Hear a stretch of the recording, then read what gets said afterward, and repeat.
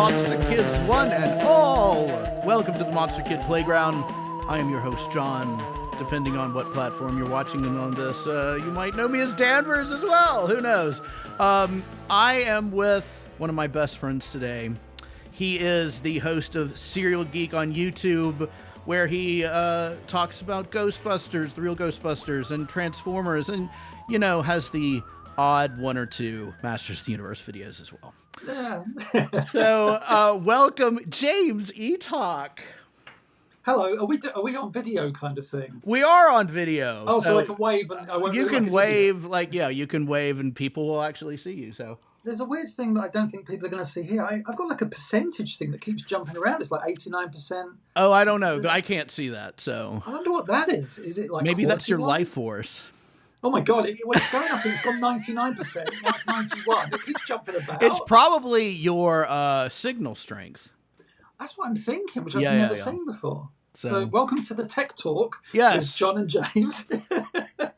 Look, if you're coming to me for technical expertise, you might as well just hang it up right now. So I've lost, like, I still call apps programs. That's the thing. You know, like Windows, like the PC world I live in keeps around, oh, what app are you going to download? It's like, I want to download the program called Photoshop. But it's like, oh, your app needs updating. I'm like, no, the program needs updating, not an app. It's not an application. Well, even like you were like the software or the app that we're using to record on this, you're like, you had to download something. I'm like, oh, I didn't want you to do all that crap, but I'm glad I know. So, you know. But here we are. We made it. But we here, and you are in the UK, and I'm in the land of the free. I can't even say it with a straight face anymore. I'm in the United States.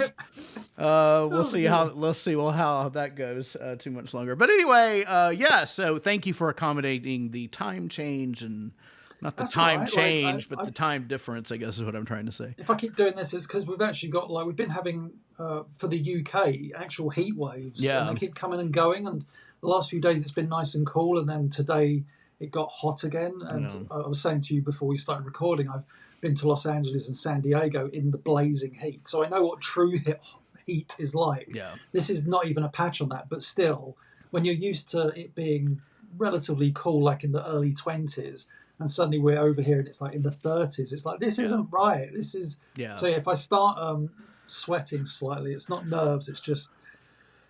Oh, it's just hot. I understand. You're just... You're excited to see me. That's what it is. You know it is. It's been a while, John. It has been a while. It literally has been, like, I mean, other than the odd, like, Facebook message, it's been like maybe 5 or 6 years since we've seen each other. So agreed. When did we? Is it fair to say we first? I don't know when we first spoke, but I remember us first meeting. We first met at Grayskull Con in Germany. Yeah, yeah. It was the one with Emiliano and who else was there? I think we had talked a little bit before then, but like I don't think we knew each other very well until that. No. And then Grayskull Con. I've got such an affection for that convention. Oh, I do too. It's such an intimate little affair. I don't mean to say a little like it's disparaging, but it's... No, but the thing is, it's like it concentrated on the fans rather than like you've got all these people selling stuff. And it's just kind of like, you know, we bonded and we like talked and got to know each other, and it was like a group of fans getting together, and not to disparage any other conventions either, but like no, of course not. American conventions are very different. It's about commercialism and selling stuff and, you know, that kind of thing. So I've had tables at those conventions hoping to make money. Buy my stuff. But the German one, that I remember that it was the second one I think we attended, and I just remember there was like I think it was like a Sunday morning, and I swear to God it was like me, you, and Karina, Bjorn's wife. Yeah. And we were just sat there just chilling, just like. And people were like in costume and stuff, even though it was a Sunday morning and it was like kind of wrapping up to some degree. I remember, I think it was Karina who she was just like, oh, I love this. I just love this convention. I remember thinking like, this is just, there's no like pressure to, I've got to go and attend this panel. I've got to do this. I've got to do that. It was just, we're just sitting here. Was it, you and I shared, did we share a room? We shared a room. I'm going to remember the thing that made us laugh the most when there was one night. So John and I, like old men, I was probably in our 20s, and we were like trying to fall asleep. And then, and we kept, but the Germans, they were like partying till goodness knows what time. And John and I like a David crash. Hasselhoff song comes on. And it was all it this. Might it was as well that, have been Elvis who walked in the door. Yeah, So. it was. And there was all like these 1980s like cartoon theme songs. And John and I was just like, because the funny thing was, John and I, our room was literally, I think, a room or two down from where the panel room was. There was a wall, and then the big room with. So. And I just remember, like at one point, I think drifting off, and then I remember us waking up laughing at the same time because all we could hear in the other room was Dolph saying, help the poet. And we just burst out laughing. Just like, oh my goodness. I just remember laughing at it so much. And then people started beating on our door and like, you cannot go to sleep yet. You must come and party with us. Yes. I mean, like I was there last year, and I mean, like in the years I've been since, I've stayed up with them as best I can. But last year I did, and it was just such. I mean, it always is such a blast there because people always say, "What's the German convention like?" It's like I always say, "It's great. You go there, you talk about He-Man, and then you get plastered." I said, "It's fantastic. It's a great convention." So for those in my listening audience, because I've got a fairly diverse group of like He-Man fans and horror host fans and all that stuff who are listening to this podcast. So for those of you who don't know, and I'm gonna brag about you just a little bit. Oh, do it, please. James has basically chronicled and historically like preserved a lot of the Filmation library. And if it weren't for you, I think a lot of that information would be lost. So you have like chronicled Masters of the Universe and Princess of Power and I think the old Ghostbusters a little bit, yeah? I wouldn't say I would I just kind of like am reaching for Filmation stuff, but I know you've done some Brave Star things. Chronicled more of the Filmation Ghostbusters, unfortunately. Yeah. Well, that's what I mean is the Filmation Ghostbusters. As I was going to say, as in the cartoon from the 80s. So not really the 1970s TV show. That was, I think I only ever saw a few episodes of that. But I've kind of covered a lot of Filmation ground just because, I got to know a lot of the people that worked on those shows. So kind of by hook or by crook, it all not fell into my lap, but I guess after a while it kind of did. Like even to this day, Tom Tadderanowitz, one of the Filmation directors, emailed me about a month or two ago and said, I've got some cassette tapes with She-Ra dialogue on. I was just like, say what now? Oh, wow. He's just like, do you want them? And I was like, yeah. So at some point when I go to Los Angeles next time, I'll have those. Tell him I said hello. I talked to him and Deborah like all the time when I was in Los Angeles, and then I'm like, well, you kind of like lose touch. But anyway, I don't know what. Did you ever go to his house? I didn't. But I couldn't believe it. Like, so when we were filming the Fake Filmation documentary, sorry to go on a tangent, but I've got to just touch on this briefly. This is for. We like Rob McCullum, the director of the documentary, cameraman Nathan, and I, like driving up to Tom's place, which is in Malibu. I was like, oh right, okay. So I'm thinking like, oh no, what do I know about Malibu? Very little, sunshine. That's it. So we're driving there, and we start going up like these very kind of thin, hilly roads of like, you're looking out the window like, oh god, that's quite a drop, that kind of thing. And then we get to. And we keep going up and up and up. And I'm thinking like, we're just going higher and higher. You start to think to yourself, I'm sure with every hill, the price bracket goes up. We finally got to his house would be a very small word to call this thing. Because this thing it's 2 floors, but it's huge and it's on the side of a hill and it's beautiful. And I remember jokingly as we were driving up, I said something like, wow, I said, I guess that's the house that Biker Mice from Mars built. And because Tom was like, I don't know if he was the creator of it, but he was like, he produced, I think, directed the animated series. And when when I was talking to him about it, he said, yeah, there's pretty much that series kind of paid for the house. Yeah. And the house was just, I mean, it was like comic book, animators, um, just celebration. Like he had the original Prince Valiant strips on the wall, original Frazetta paintings, Wow. Frank Frazetta paint originals, and I was just like, oh my god.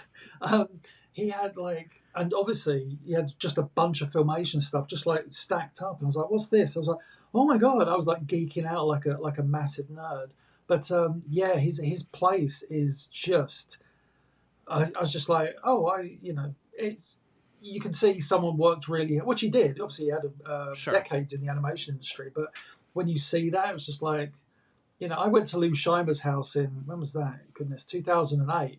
And I think at that point that was the richest house I'd ever been to. This has to be the second. As in, when I looked up what Tom's house was valued at, I was like, oh right. I was like, Crazy. wow, some people did really good in the realm of animation. Oh dear. So yeah, I mean, like it's the reason I kind of branch into that in a way is that in my kind of adventure of chronicling and archiving and celebrating and showcasing animation from the 1980s, which is Filmation, Marvel Productions, Deke, all these other studios, it's allowed me to like have the most amazing experiences. That's what I think people sometimes don't realize. It's like, oh no, don't get me wrong, I love these shows, but to be able to call some of these people who I grew up admiring their work, to be able to call them my friends is just like so amazing. Yeah. Like, yeah, it's just like the life experiences is something that I don't think even fans that attended PowerCon sometimes like, no, you got to meet Earl Norham, you got to meet this person, you got to meet these people. Some Larry DiTilio no longer with us, Earl Norham no longer with us. So many people, because that's what time does. People leave us. Yeah. They go into the spirit realm. Kind of Yes. speaking on that same thing, like me and Dean Stefan became very close. What a guy. And bless him. I mean, he's gone, but way too soon. I loved his kind of snarky.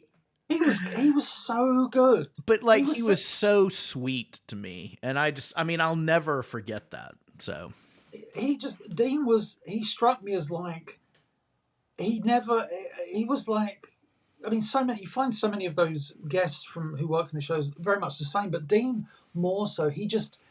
If you wanted to kind of go, oh, I love your work on this, he was kind of like, yeah, cool, but what about you? That was always his kind of thing. He was always, or he was more interested in like bringing people in and entertaining and storytelling. And just some of my favorite memories of Dean have nothing to do with Masters of the Universe. Right.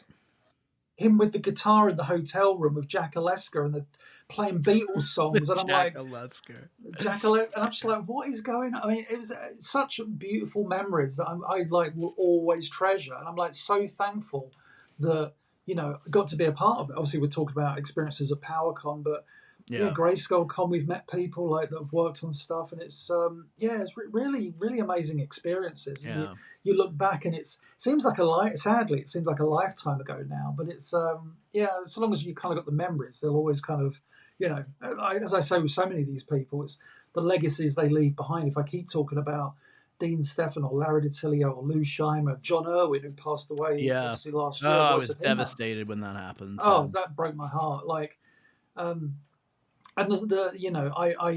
everybody was like, you're gonna make a video, and I was like, yeah, but I'm not gonna rush one out like so many YouTubers seem to do. It's like, here's the clip, rest in peace, and I was like, man, if I'm gonna do this, it's got to be something special. I sat down for a day and I just wrote, just it all just came like out emotionally, because it's like that's what that stuff means to me. It's like 1980s cartoons just mean the world. I'm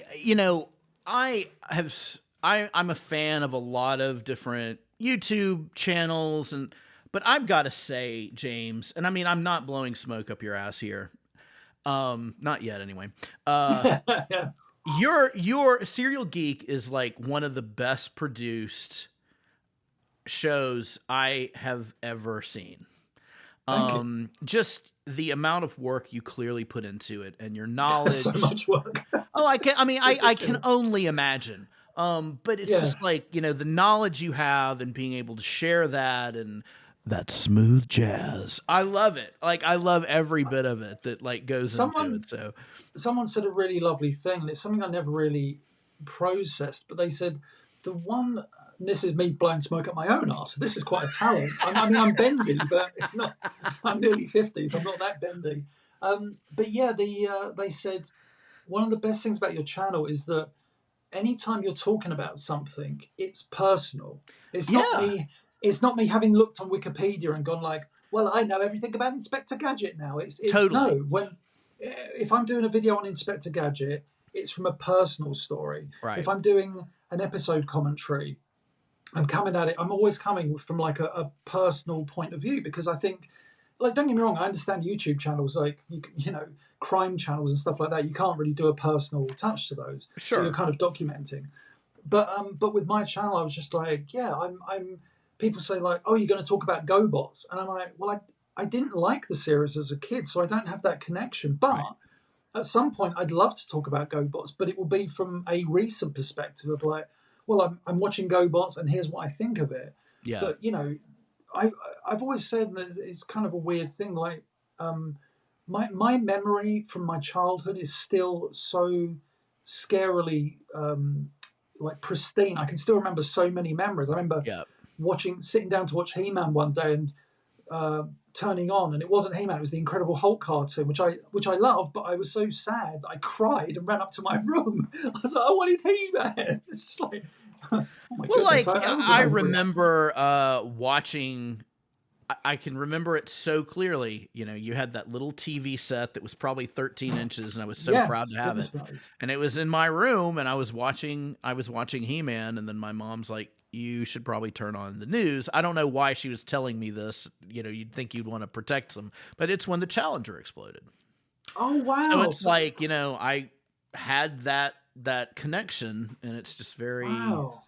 it's very bizarre what kind of. Yeah, that's a very like distinct memory as well. Mhm. Because like to go from watching an episode to He-Man, I know it sounds from my point of view, it's like that's fascinating to me that the episode was airing whilst that coverage was taking place. Yeah, yeah. Yeah, I mean, like even as a kid, I remember that. Obviously, I was in the UK, so we got it. It was like tonight on the 6 o'clock news, the Challenger shuttle explodes, and it was just yeah, what a strange time in the world that was. Yeah. Yeah. And it's like you look back, and I mean, in the 80s, it's like growing up in that time, we have all this nostalgia for like some of the greatest cartoons and toys that ever came out. And I'm so lucky that I grew up in that period. But at the same time, I mean, God, what a train wreck, too. I mean, Reagan didn't do us any favors. The AIDS epidemic was going on. We had Margaret Thatcher in the You had UK, Margaret pretty much. Thatcher. Yeah, Yeah, that was a ball of laughs. we So had we had yeah. so you know, I mean, every era has its downfalls and its upside, and God knows I hope That's we the thing. have Like you, look back you on know, our time and you think of that. But no, but in truth, like you think to yourself, oh my goodness, I'd love to go back as I am now to the 1980s, and then you think how like within 60 minutes or an hour, within like an hour, you'd be going, oh, I just need to find out. Oh, I can't find out something because I don't have a phone. I don't have the internet. yeah, I could look up maybe some bulletin boards on my, BBC microcomputer or something. There was just no, that ability to get information like that. Whilst it's, you know, frustrating in a way, in some ways, it's so perfect in others, and it's yeah, just like, oh, I love, I not this is me bemoaning some technology. I have a real not real, but a bit of an issue with how lazy it's making people now. It's like, oh, oh, I need to I find agree out something 100%. about, yeah, I need to find, oh, I need to buy this item on thingy. Oh, I just circle it on my phone and it tells me exactly where to go and thing. It's just like, man, what happened to the joy of, oh, I need to find this thing. Yeah, Oh, I'm going to go shopping and exploring. But it's just like, yeah. that's not what Bezos wants, you know. No, it's not.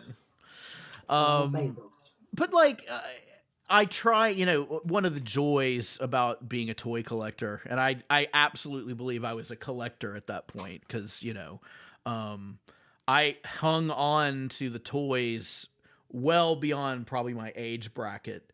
But like, I Yeah. don't remember even like when you're 14, I don't remember playing with stuff, but I remember collecting and displaying and, Yeah, you know, I remember. So like you, yeah. Even though my love, not entirely my love, but my desire to own He-Man toys kind of petered out in about '87. I yeah. was collecting He-Man. Sorry, I was collecting Master Universe, then Transformers, then Mask, and then I dabbled with the Real Ghostbusters toys. But I was never more a fan of the cartoon and the film than the toys. Mm. But yeah, I remember like still having all those toys in boxes, but going about playing with toys. I remember when the Ninja Turtles toy line, it didn't come out in the UK till 1990. Mm-hmm. So when the toy line came out in 1990, I remember that was like probably the last toy line I ever bought, as in original toy line, not collector's toy line.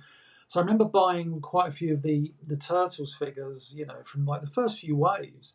And I remember one day sitting down on my bed, probably being 13, 14 years old, and going, right. And I distinctly remember, I know exactly the time of day it was. It was a Saturday. I remember having these figures and just, I didn't know what to do.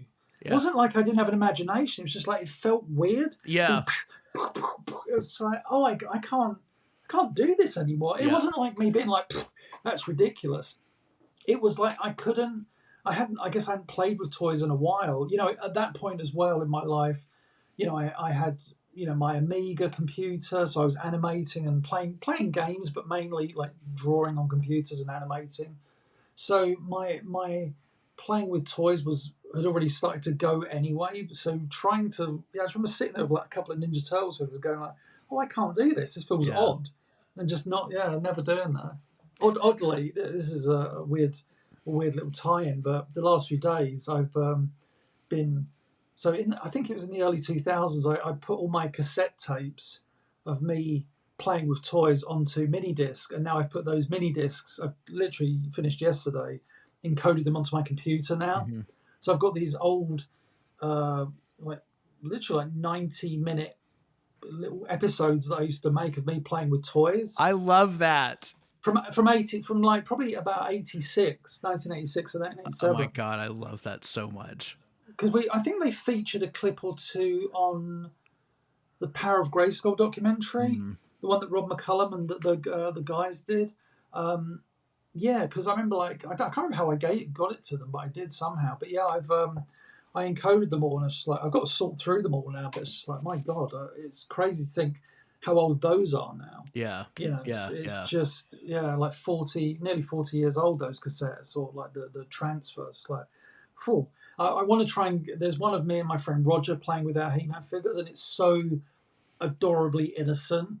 Where we're playing with the toys and just you making up the rules as we go along. Right. Like he's playing with Roboto because he loved the Roboto figure, and he whenever he played with the toys, he always wanted his character to die dramatically, and so he has Roboto die, and he's like, you can hear him like he goes, I said no, I'm Prince Adam, and I say by the power of Grayskull, and I pull up the ladder and I save Roboto, and he's like, no, Roboto's like, and he does a little explosion, and then he goes, the next thing you hear him like going, ooh, and I was like, and you hear me going like, what?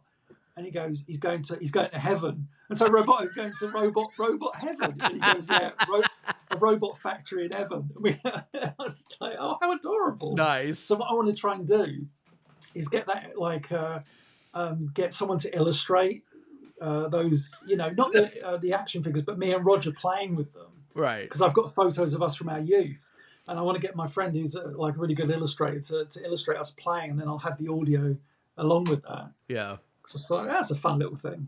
I did a documentary about the same time as them, but Playtime Masters. Yeah, mine concentrated on like the fan experiences and those but like one of my favorite stories that you told was you and your brother playing with them. Yeah. But like you kind of throw the character rules and the world out the window, and you're like, it's the pirates and the something else, and that was his thing. Like my brother Gary, like, he loved all the figures, and he was just like, right, you know, regardless of who's the heroes and who's the villains, he's like, right, this is just going to be almost like a Mad Max scenario. It's like the end of time. You've got all these characters. You've got the pirates for one group. You've got this group of warriors. You've got the Beast Warriors, and And it doesn't matter. It's like, in the Pirates was was like Fisto and Jitsu, and you'd have these characters just because it's like, oh, that they seem to kind of go together. Right. So yeah, it was great, like having that imagination as a kid.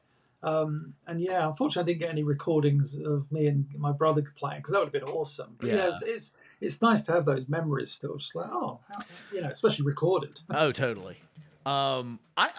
There's some like Super 8 video, but I think I was super young, like maybe a year old. I don't think there's anything from that He-Man period, but I've got a bunch of pictures.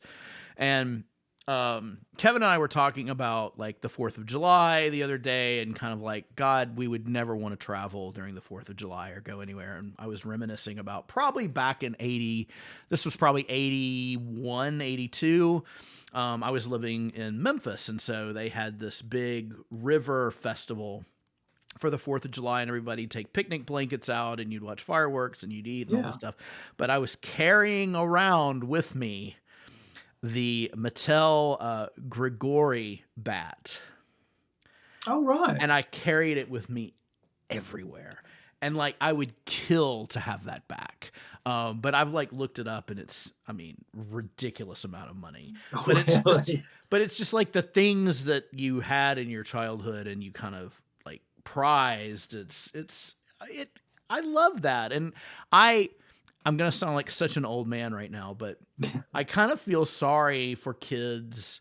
Like, you can't, I guess you can have like memories of a video game or whatever, and I know that you do, but like that tangible, I'm touching this physical object and like, it could be up on my shelf. They don't have that really. So my thing I always say is like, I know every generation will say this, but I say I'm so thankful I grew up when I did, because I saw kind of not the infancy, but like technology go from this to like this. Yeah. And to see that progression, I was like kind of lean into that with like video games, because I had my Atari 2600 with the most basic of games. My brother had that. Mm-hmm. Yeah, and by the time I checked out of video game playing by the late 90s, you were seeing like, wow, but also during that time, arcades. I used to go to arcades and play, Ninja Turtles or Street Fighter or Final Fight, all these like great Altered Beast, all these Outrun, all these great arcades that I grew up with. And you don't have that experience anymore, because as soon as arcades were on the home system, the arcades were like, well, no one's coming to put coins in our machines anymore, because now they get a far better experience at home, which I totally understand. But to know that we had that, and that was quite a small window of time. Yeah.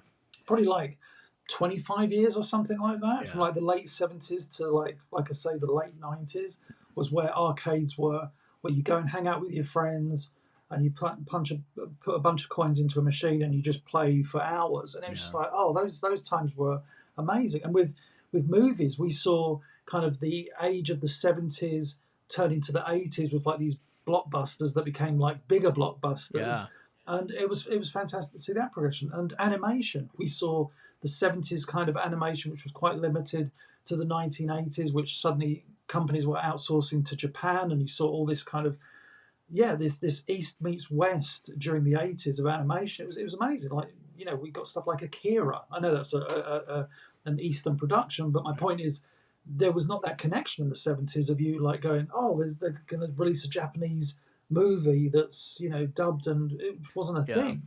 And it's that beauty of how much we got. I mean, in the 80s alone, it was amazing. Yeah. And I'll bring this up because you may be able to add to this. I saw Transformers the movie in the cinema several times actually. Oh wow. But like it's to this day probably one of my favorite movies, period. Yeah. And I think one of the reasons why is because as you grow up and you kind of analyze, why do I love this so much? Yeah. We all loved the 80s animation and He-Man and all of that, but that movie I felt like took me seriously. I get it. So it's like, I know it traumatized a bunch of kids, but it's like, this is the result of what happens when, when there's war. Yeah. Oh yeah. Like 100% agree. It definitely like yeah. Compared to like, don't get me wrong, I love the series, but what that movie did was go well. You know, we're aiming for an adult audience or an older audience, I should say. Even though it was still like a toy-based cartoon, and they knew who their target audience was, they were clearly making that movie for, I'd say, for parents as well and teenagers Yeah. probably, because you don't why if it's for a kid, if it's a kids movie, why do you have the word shit in it? You know what I mean? Right. I mean that's is I mean I know it's quite a basic thing to say, but it's like no, But look, what was this, 86?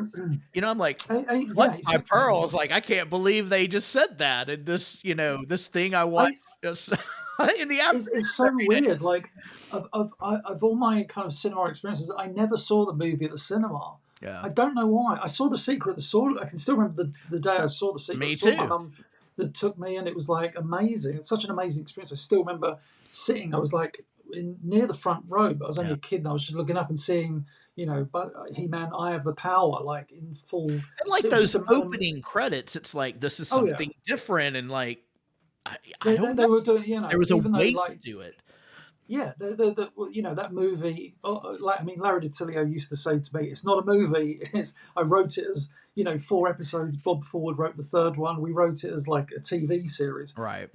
Because Larry's thing was, I wish Filmation had just asked me to write a movie because I would have written a movie in structure. But for so many people, I still think it works as a movie. I think structurally it still functions as a movie, but Transformers, I remember seeing trailers for it and thinking like, oh my goodness, that looks amazing. But for some reason, I never went to see it. And then I think it came out on VHS the following year, and I saw it either on my birthday or for Christmas.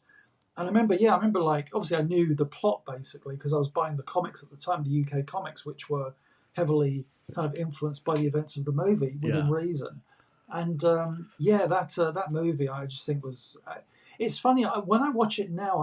I'm not a big fan of the movie. I love the first half of it. Yeah. Then when they kill off all my favourites, when I see Dead Wheel Jack, Dead Wheel Charger, Wind Charger, you know, Prime's dead. All these characters, like no, even like seeing baddies die. It's like no, not Starscream. When it becomes like, I understand why they made that transition into like, here's the new characters.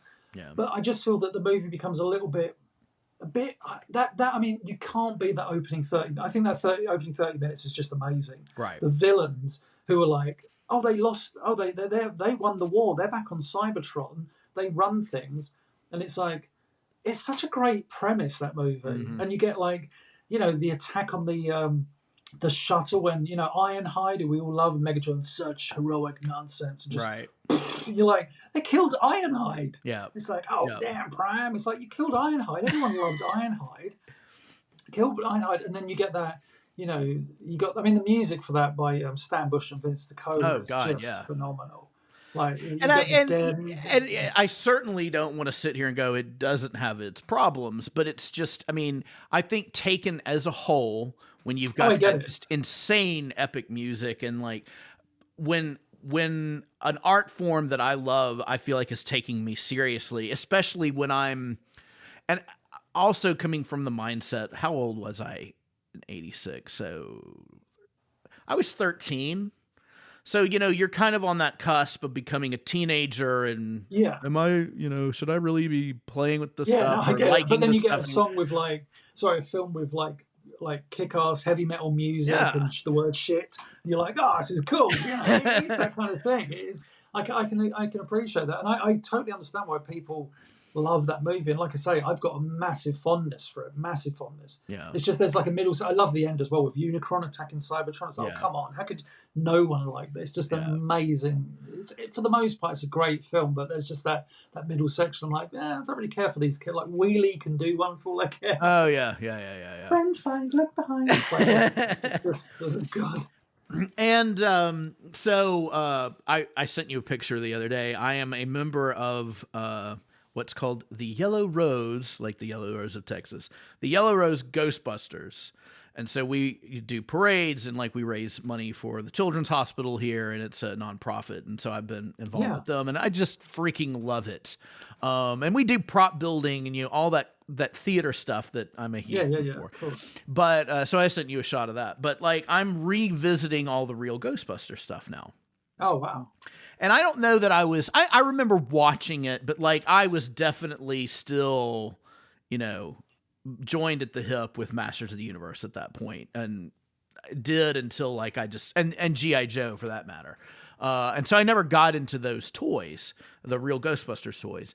But like revisiting some of that stuff, I'm like, wow, this had some weight to it, some of those episodes. So I love kind of reintroducing myself to some of this 80s, cartoons and art forms, and it's kind of incredible. But I've always said with like the Real Ghostbusters, I've always said, like, people say to me, what's your favorite cartoon of the 1980s? And I think people always think that means I think it's the best. And so I say, well, He-Man and She-Ra is my favorite cartoon of the 1980s. Yeah. I said, but the best written cartoon of the 1980s is Real Ghostbusters, without a shadow of a doubt. Like the first 78 episodes of that series, we've got like Lorenzo music, Laura Summer, and all the people involved in that, Straczynski writing, and Michael Reeves and Richard Mueller. That series is incredible because it took its. You kind of mentioned it, Transformers. It was taking the audience very seriously. Yeah. Even though, don't get me wrong, they did a wonderful horror comedy cartoon. Sure. Like, that's the thing. Like, much like the movie, they nailed the feel and tone of that movie throughout much of that series. Yeah. And I guess I should add, to kind of curb the comments that may be coming. When I say taking me seriously, I don't mean like we're going to take this very seriously and this is a serious heart attack. I mean like just they're not. I loved He-Man and I loved She-Ra, but some of that writing was geared towards 8 and below. Oh yeah, like they've said, many of the writers on that cartoon were. It's really, like, I can hit you because you're a robot, or, that kind of thing. Exactly, yeah. But like with, on He-Man, you had the staff writers like Larry DiTillio primarily, and then you had Straczynski, Bob Ford, and Robert Lamb. They were trying to do, and if you look at their body of work, you've got the episodes where it's like, they're the really good ones. Yeah. But then obviously they were getting freelance scripts, and they said they had freelance scripts from the writers of like MASH and various shows who just didn't have a take on the cartoon. Yeah. And so they would get the scripts and they'd have to rewrite them. And so, but the body of it would still be kind of maybe geared at the wrong age bracket and stuff. Because, and also, like, this is no disrespect to the man because he's long gone, but Arthur Nadell, who was the head of the writers department, he basically kept saying, don't worry about continuity. No one's going to care about this stuff years from now. Like, don't. I can appreciate that attitude. Nobody's going to come along with a website and just but I can 100% appreciate what he was doing because he was like in this management role. That's his job, and he's like, we're making a cartoon. That's it. It goes out. It'll be in reruns for a couple of years, and then it will go the way of the dodo. Right. Obviously, what happened was nostalgia became such a prevalent thing in the late 80s, 90s especially, that all these kind of old things began being celebrated more and more. Well, like the VHS came about. And then that played a huge part. And then CDs and DVDs came in, and it's like, oh, let's start slapping the stuff on for the home media market. And I mean, and I really think that's what drove kind of the nostalgia craze now, because, if we didn't have the VCR or all of that stuff, it would just kind of go away like those 50s, TV shows that are just lost. When you look at a lot of the stuff from like back in the day, like, it's crazy. You hear about some shows from back in the day, like American, Western shows, I should say, where they just were not preserved. Right. It's just like they were put on tape, and then, I think Doctor Who famously. I was going to say, isn't there like an entire Doctor Who episodes were just recorded over by the BBC? Because it's like, well, we've shown this. When are we ever going to show it again? Because that was their mindset. And again, I appreciate that mindset. But when it came to Real Ghostbusters, what was great about that was when they did the syndicated season, which people call the second season, but technically it's the syndicated season. Straczynski rewrote the series Bible. He wrote a writer's guide, and it's one of the best writer's guide I've ever read, because he basically says to anyone freelancing and his fellow staff writers, don't write this like a Saturday morning cartoon. He goes, I don't want episodes. It was great. I don't want episodes where characters are shrunken in size. I don't want characters where someone's birthday is forgotten. I don't want I don't want the evil versions of it. Was all this. And it's great because Straczynski was basically saying, I don't want to make typical Saturday morning cartoon fare. Right. And when you look at that syndicated season of 65 episodes, it's very much like very serious, again, horror comedy, but they're never talking down to the audience. Like Straczynski and all those who worked on it, they said they were always writing episodes for themselves. It's like, what do I want to see? I'm going to write this. And I mean, like, I would say for the most part, most writers did that. But their whole thing with the Real Ghostbusters was taking this movie and at its core, what is it? And I mean, there's always that alternate reality, which I think fascinates me to this day, where Filmation could have got the rights to do the movie version of Ghostbusters cartoon. Yeah. And that to me is fascinating because I think you get a very different show. Did Lou or Erica ever like confide and say like, "Hey, we wish we had put that in the." I think Lou publicly talked about it. Where I can't remember who I was talking to recently about it. I don't know if it was an interview I did or something where I wrote at length about it, or talked about it at length. I can't remember what it was now, but basically the Filmation, again, not necessarily Filmation, but Westinghouse, who were the company that owned Filmation, said, right, a movie's being made about Ghostbusters. And I think Westinghouse were pretty much shutting them down. And then the lawyer for Westinghouse, again, connected to Filmation, was in New York at the time. And he was in a cab and he's like, why is the street shut off? And they were like, oh, they're making this Ghostbusters movie. And he was like, what? Like, because he thought it had been stopped. Yeah. So he gets out of the car and he goes, apparently he spoke to Lou and he said, we're going to take legal action on Columbia because they're making a Ghostbusters cartoon and they shouldn't, a Ghostbusters film movie, and they shouldn't be allowed to. And so there was this whole thing where I think Filmation, or again, Group W, who kind of owned Filmation, it was this thing where Filmation had the opportunity to make a Ghostbusters movie cartoon, a cartoon based on the Columbia movie, but instead they opted to, which is crazy, because they thought it was a stronger case to bring their 1970s TV show back, repurpose it, repackage it, and make a new cartoon based on that. Obviously, and I get it in a way because they didn't know they didn't know the mega movie that was happening, right? And and like Lou said, and the funny thing is, you speak to anyone at Filmation during that time, and I've yet to meet one person at Filmation that enjoyed working on Filmation's Ghostbusters, because they say we were a high. We'd just been working on He-Man and She-Ra, and we were so loving those shows. Yeah. And then suddenly we've got to do this comedy series about Ghostbusters, whilst at the same time, Deke suddenly go, right, we're going to make our Ghostbusters show and call it I was talking to someone about this recently. It's so funny how we take for granted as just a name now, the Real Ghostbusters. Yeah. We rarely ever sit back and go, why was it called that? We all know why. Right. But it's when you say the Real Ghostbusters, I can imagine 99% of people will just treat it as that's the title. But there's probably 1% that go, oh, well, they called it that because blah, blah, blah, blah, blah. And it's so funny how that name just stuck. It's an absurd title for a show. Yeah. Yeah. But it worked because I remember like one of my favorite like memories as a kid was, or it begins with my least favorite memory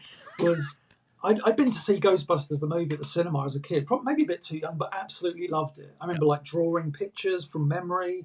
It's still my favorite movie of all time. I loved that movie from start to finish. Terrified me as a kid. Mainly the library ghost terrified me. I had the storybooks, and whenever I'd get to those first, I think it was page 1 was the Ghostbusters going into the library. Page 2 and 3 was this big splash page. I always used to skip them because it was the library ghost. Like, I was like, no thanks. Also that book had, because it was like it took excerpts of dialogue and it had like, oh shit, it's the Stay Puft Marshmallow. And I was like, there's a swear word in the book. So yeah, I was a big fan of Ghostbusters prior to the Real Ghostbusters cartoon coming out. And so I remember going to the video store just down the road from me, like literally like a stroll. And all I saw was like a bunch of, the kids' cassettes were on the low shelf. And I just saw the spine and it said Ghostbusters. I was like, took it out. And I was like, what's this? And it was that beautifully painted cover of, Jake Kong and Eddie Spencer and Tracy the gorilla, like all fumbling over one another and Primeval in the background. It's like a gorgeous cover. But I was just like, what's this rubbish? Yeah. And even though I was a big fan of Filmation, I was just like, ugh, put it back.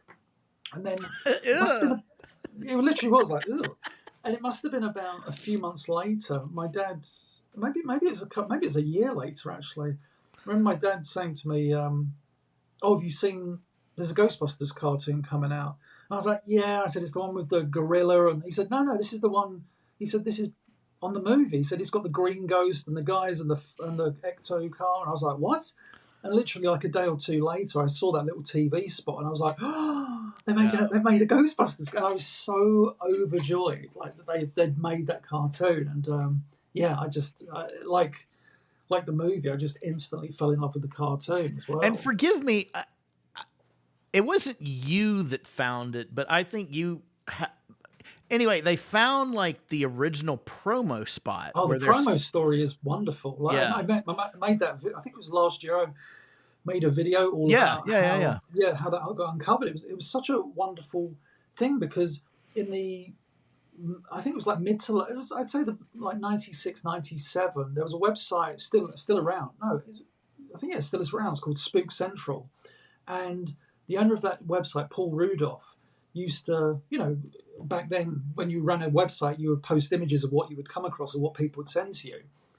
And he'd posted images from the Ghostbusters promo. And I was like, because my first connection with that promo, we didn't get that TV spot over here in the UK. Right. Which was the original Deke promo was like 3.5 minutes, maybe 3 minutes 45, something like that. And it's them in their jumpsuits and Slimer's a baddie and there's no Janine because it was all kind of being worked out. But yeah, so it's a great promo because all it is just to promote their idea of a Ghostbusters cartoon, kind of to sell it. And the first time I saw that was, I think it was like 1989. I was at school and they released these like little gimmicky things they do for every generation or maybe every few years. And there was these like Viewmasters. Oh yeah. But these weren't Viewmasters. These were like you had like a little box and a little film reel, and you plugged it in and you pressed the button on top and it played the film reel. It was silent, so it was just like a little film reel. You'd hold it up to light and watch it, and there were 3 Ghostbuster film reels. The music teacher's on the piano in the background. Yeah. Did you know that would have been amazing? But my friends and I could not figure out because at that time as well in 1990, Real Ghostbusters was still on TV in the UK. It was still as popular as ever. And my friends and I couldn't figure out what was going on with these reels because we're looking at them and, Slimer's the villain and the guys are in their, tan uniforms. And we're like, what is this? Where is this from? We couldn't figure it out. And then, like I say, Paul Rudolph does his website in 96 and I see someone's posting these images. I was like, oh wow, the promo, it does exist. That's what it's from. But it was only like these little glimpses. And then that's all we ever had for years. And then 2008, Andy Mangle says to me, we're doing, because I'd worked with him on the BCI Filmation DVD releases, He-Man, She-Ra, other shows like Dungeons and Dragons and stuff. And he said, do you want to, he said, how much do you know about Real Ghostbusters? I was like, a lot.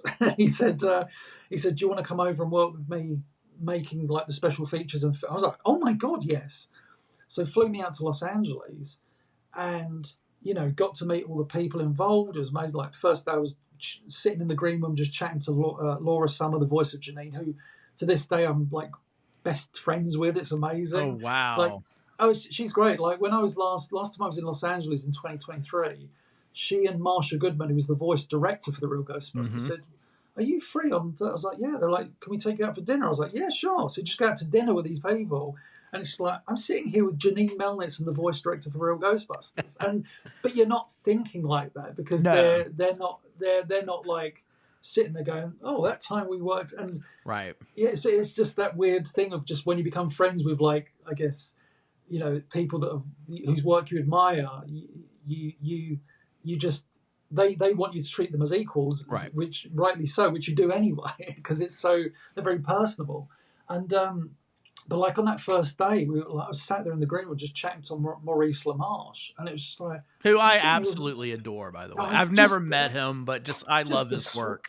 Sweetheart of a guy. And it's one of those things where, you look back and it's like, man, I know I appreciated the fact that I was sitting there with him at the time, but you look back and it's like, oh, I wish I'd chatted to him more about it. Every once in a while he'll message me and he'll say something sweet. It's like, oh, like, that was a great time we had doing the thing. I was just like, yeah, that was pretty awesome, man. It's only like a few hours of shooting together, but we had a blast. And but during that time, Kevin Altieri, who was one of the directors on Ghostbusters, the Real Ghostbusters, turned up, and he produced from this huge, like almost like a document wallet, like this video cassette, and he just handed it to me. He goes, "Do you guys want this?" And it just says Ghostbusters promo on it, and I was like, "No," and he's like, "Yes." He goes, "Oh, I've also got this," and it was the storyboard for the promo, and I was just like, "Oh my god!" I said, "You've got this?" He was like, "Yeah." He goes, "I directed it." It's like, what?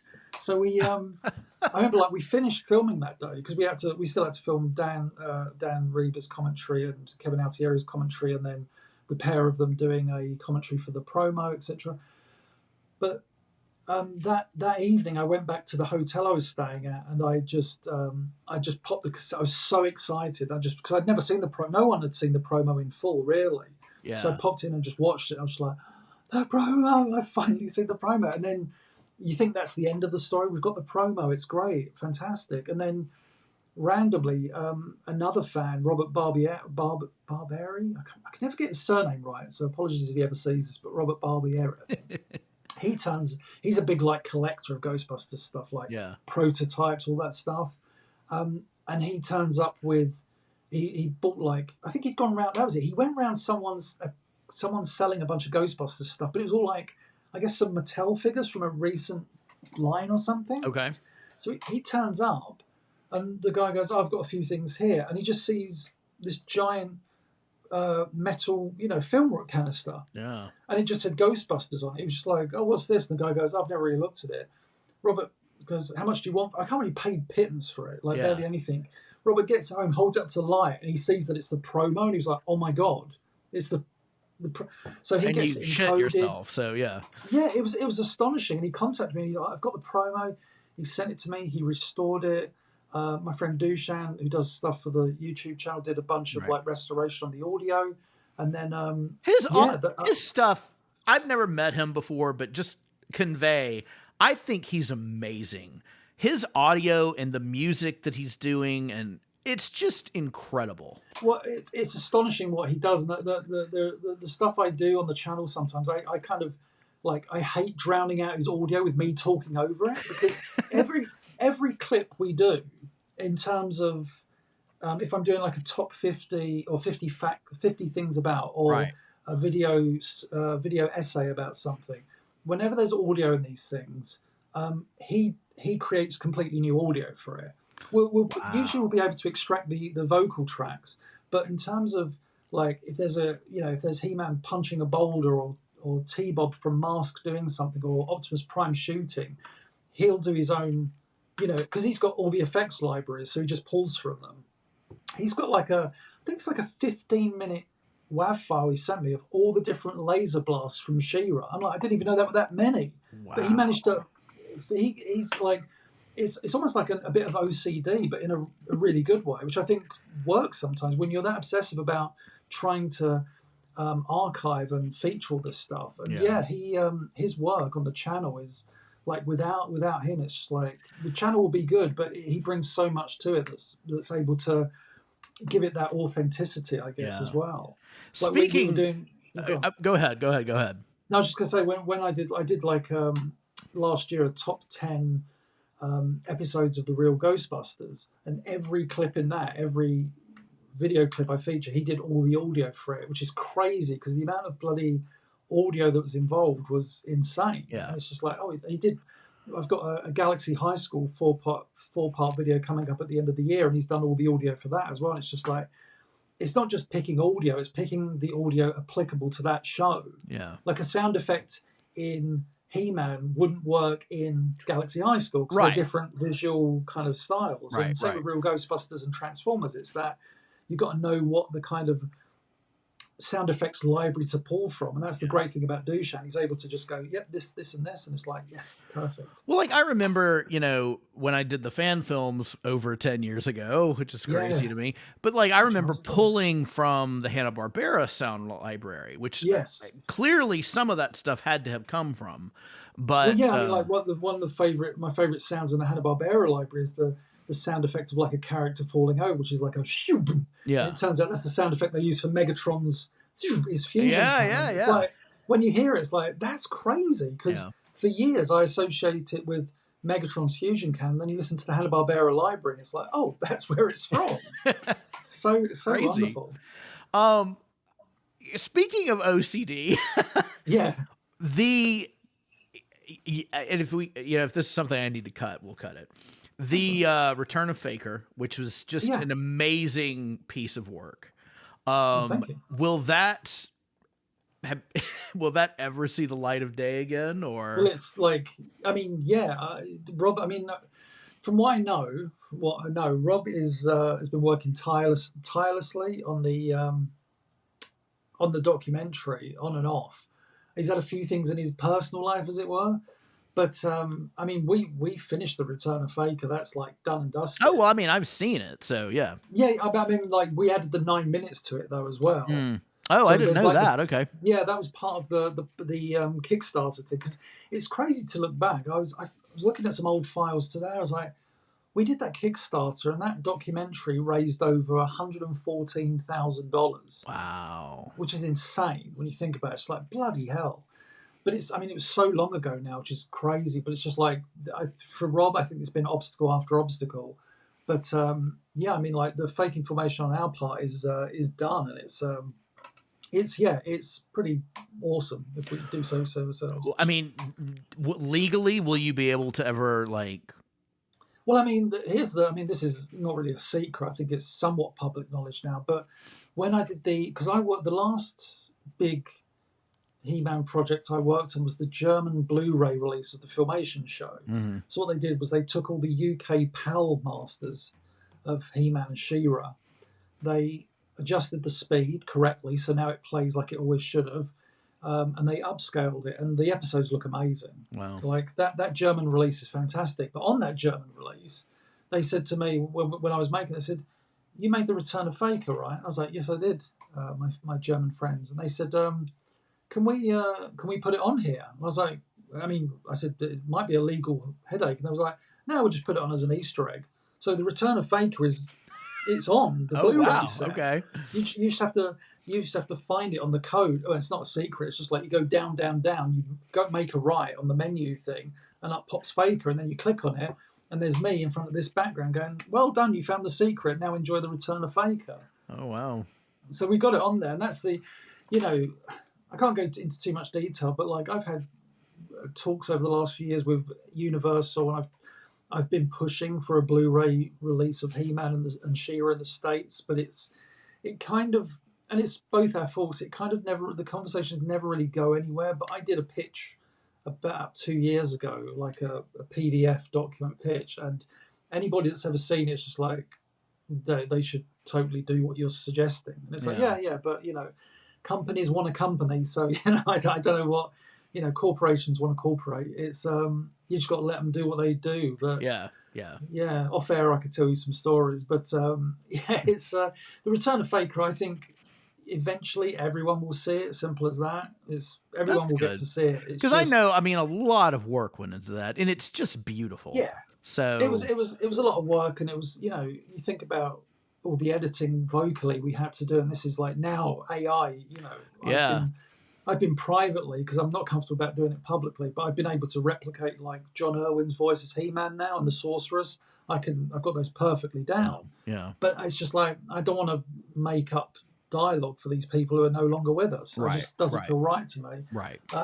And so, it's the Return of Faker. It was like a labour of love, and I think it was not to go into too much detail, but when it was supposed to be shown at PowerCon, that weekend was also the same weekend that we didn't know it on the Saturday, but that Kevin Smith was going to announce Revelation on Right. Sunday. And so it was just, the timing was very odd of you can't show this and then, yeah, I don't know. It was all a bit odd, but, you know, we did show it on the Saturday. Yeah. I was there. We showed I it. remember, so. Yeah, it was one of the best experiences of my life. Like Val said, it was the second best turned out event from that weekend. The first being the Revelation panel. Understandably, you got Kevin Smith in the room, but yeah, we had like I think it was like 300 or 400 people in that room, and I showed the Return of Fake and got a standing ovation. It was just like, wow, we did it. Everybody popped when we expected them to. Everyone. Yeah, just it did everything I wanted it to do, which was entertain people first and foremost. Sure. It's like, yes, deliver the goods. And like I say, we've since extended that by 9 minutes with some really cool little scenes and stuff. So hopefully at some point, I think within the next year or so, everyone gets to see it. So yeah, fingers crossed. That's awesome. You've got like this incredible like library of cells and backgrounds and I love like in your channel you kind of explain like this is how this would be laid over and kind of giving a little bit of a rudimentary lesson on how that animation worked. Have you know, having gone through, I know the warehouses and kind of seeing what you've seen, do you still come across things like, wow, I have never seen that before? Oh yeah, like was it last year or the year before? No, it was last year. I discovered like a stack of artwork by this artist called Rick Estrada, who was one of the character designers on He-Man and She-Ra. Oh no, one of the characters on He-Man. Sorry, and I saw all his early designs for like he was the one who designed Granomir, and but he also designed. He did a suggested design for like Lord Mask that if people saw, they'd be like, "What the hell is that?" Because it's so out there. And like he did all these different character designs, like for Queen Belina from A Tale of Two Cities, where she looks like a Jack Kirby Fourth World kind of character. Like he's an amazing character designer. And then like, you know. Again, knowing people in the industry has always helped. Like Larry Houston, when I went out to Los Angeles again in 2023, he was like, "Oh, I've got this unpublished mini comic," and I was like, "Wait, what?" And it was this this one based on the Horde robot toy that never. Oh wow! Yeah, I posted a page, I think, or some panels from it, but that's it's the only downside, and it's a cute downside, is that it's by the artist that did the Legion Mantenna mini comics, Mike Sikowski, who, you know, those mini comics are kind of infamous for being like, what the hell is going on with these mini comics? Yeah. So the Horde robot one is very much in a similar vein of like, why is that character suddenly in the background? Yeah. Like, why is that character suddenly there? But for the most part, it is a fascinating insight of what could have been, because that Horde bot toy that we saw the prototype for that never went anywhere. Yeah, they were going to do a mini comic, and at the end of that mini comic, it's interesting because Hordak basically says, "Next time I'll build an army of robots." You know, oh, this is what leads into the Horde troopers. So it's but like stuff like that. I've always said that. I've been saying this for probably about 20 years now. It's so funny with a lot of these 1980s shows is that to this day I'm still discovering new things about cartoons that are 40 years old, and if you to factor in production, probably like 40 something years old. It's you know, it's crazy. Just stuff I've stumbled upon. Like, you know, I was never someone that was archiving Transformers artwork, and then when was it, 2017, 2018, I was in Los Angeles, and Dushan had suggested, there's this warehouse in Los Angeles that's got some Transformers storyboards. I was like, oh, cool. And I go there, and the woman goes, oh, I've got some other Transformers artwork. And like, yeah, right, what you got? Pulls out these huge, like, I guess A1 envelopes. They were massive. And plonks them down the table. And I start taking them out. I was like, oh my God. It's like concept artwork for Transformers. And and it was a lot of the artwork of like backgrounds and stuff all related to the first 3 episodes, that mini series. Right. I was like, oh my goodness, this is. And so I picked up a bunch of stuff, and I've still. You did an episode about this, I think, because this is ringing a bell. I recently did one where I talked about the original colors for Blue Streak. That was my I did a video. I think it was earlier this That's the year. problem with being friends with you. I'm like, did we actually have this conversation, or did I Yeah, watch was it that on a you? channel? Yeah. What was that a post you did on? Because I talked about the Blue Streak one. I did like a post when I first got it. I was like, oh my god, Blue Streak was originally going to be blue, and then Yeah. I remember this yeah, episode. Yeah. and then yeah, I did the episode like yeah, I think it was a few months ago, but. Yeah, in that video, I talked about like how I just went to this warehouse expecting to just get a few storyboards, and she was like, "Here's all this stuff," and I was like, "Oh, this is something else now," which resulted in me walking around Compton with $10,000 of cash in my pocket. That's not a joke either. That sounds like a joke. It's like you're walking around Compton. It's like, yeah, oddly, I felt safer in Compton with $10,000 of cash in my pocket than I did in like London in recent times. It's just like I was like, I thought Compton was like. I was like, I watched too many rap videos from the '90s. I should have. I was expecting, yeah, motherfucker. It's just oh. So yeah, that was my experience of Transformers, and yeah, Ghostbusters over the years. Artwork has been harder to get for that because primarily a lot of the animation and some of the storyboards were done in Japan, so that's a bit trickier because a lot of that stuff just kind of got lost to time. But for the most part, I've managed to get like a lot of scripts and a lot of quite a few storyboards, and I collect. Initially I wasn't collecting Ghostbusters art, like as in animation art, and then I just started about maybe 7 or 8 years ago. I was like, I might start collecting Ghostbusters art. Oh, glad I did. So yeah, it's been an interesting journey, just because again, what that all leads into is when I do my videos on my channel, it has that personal touch to it, rather than Blue Streak was blue. I bet you didn't know that. It's like, well, here's how I found that out. Yeah. Here's the story. And I think like, my channel doesn't get many views, but whenever someone new joins the channel, I always get like really lovely things. And what I love about YouTube and statistics is that I see that a lot of people who discover my channel literally go back and watch all the videos. And it's really, that's kind of heartwarming, because I was like, that's what I always wanted with my channel, is that I always knew it had that capacity for people wanting to go back and look, because it's not set to any day. It's not like, here's the latest review of Superman, or you won't believe what Superman does in the new movie. Clickbait headline. It's none of that crap. Mine is actually, here's the title of the video, here's the thumbnail, you're going to watch it, you're going to find out about this thing. And that's the beauty of it, is that people can keep discovering my channel and go like, oh, he made a video about Transformers, or my God, he's covering Mask of all cartoons. I'll go and look at that. And there's, people get that experience and be able to find out stuff. And again, I think that the strength is I always have that kind of personal touch of like, well, I want to do a video.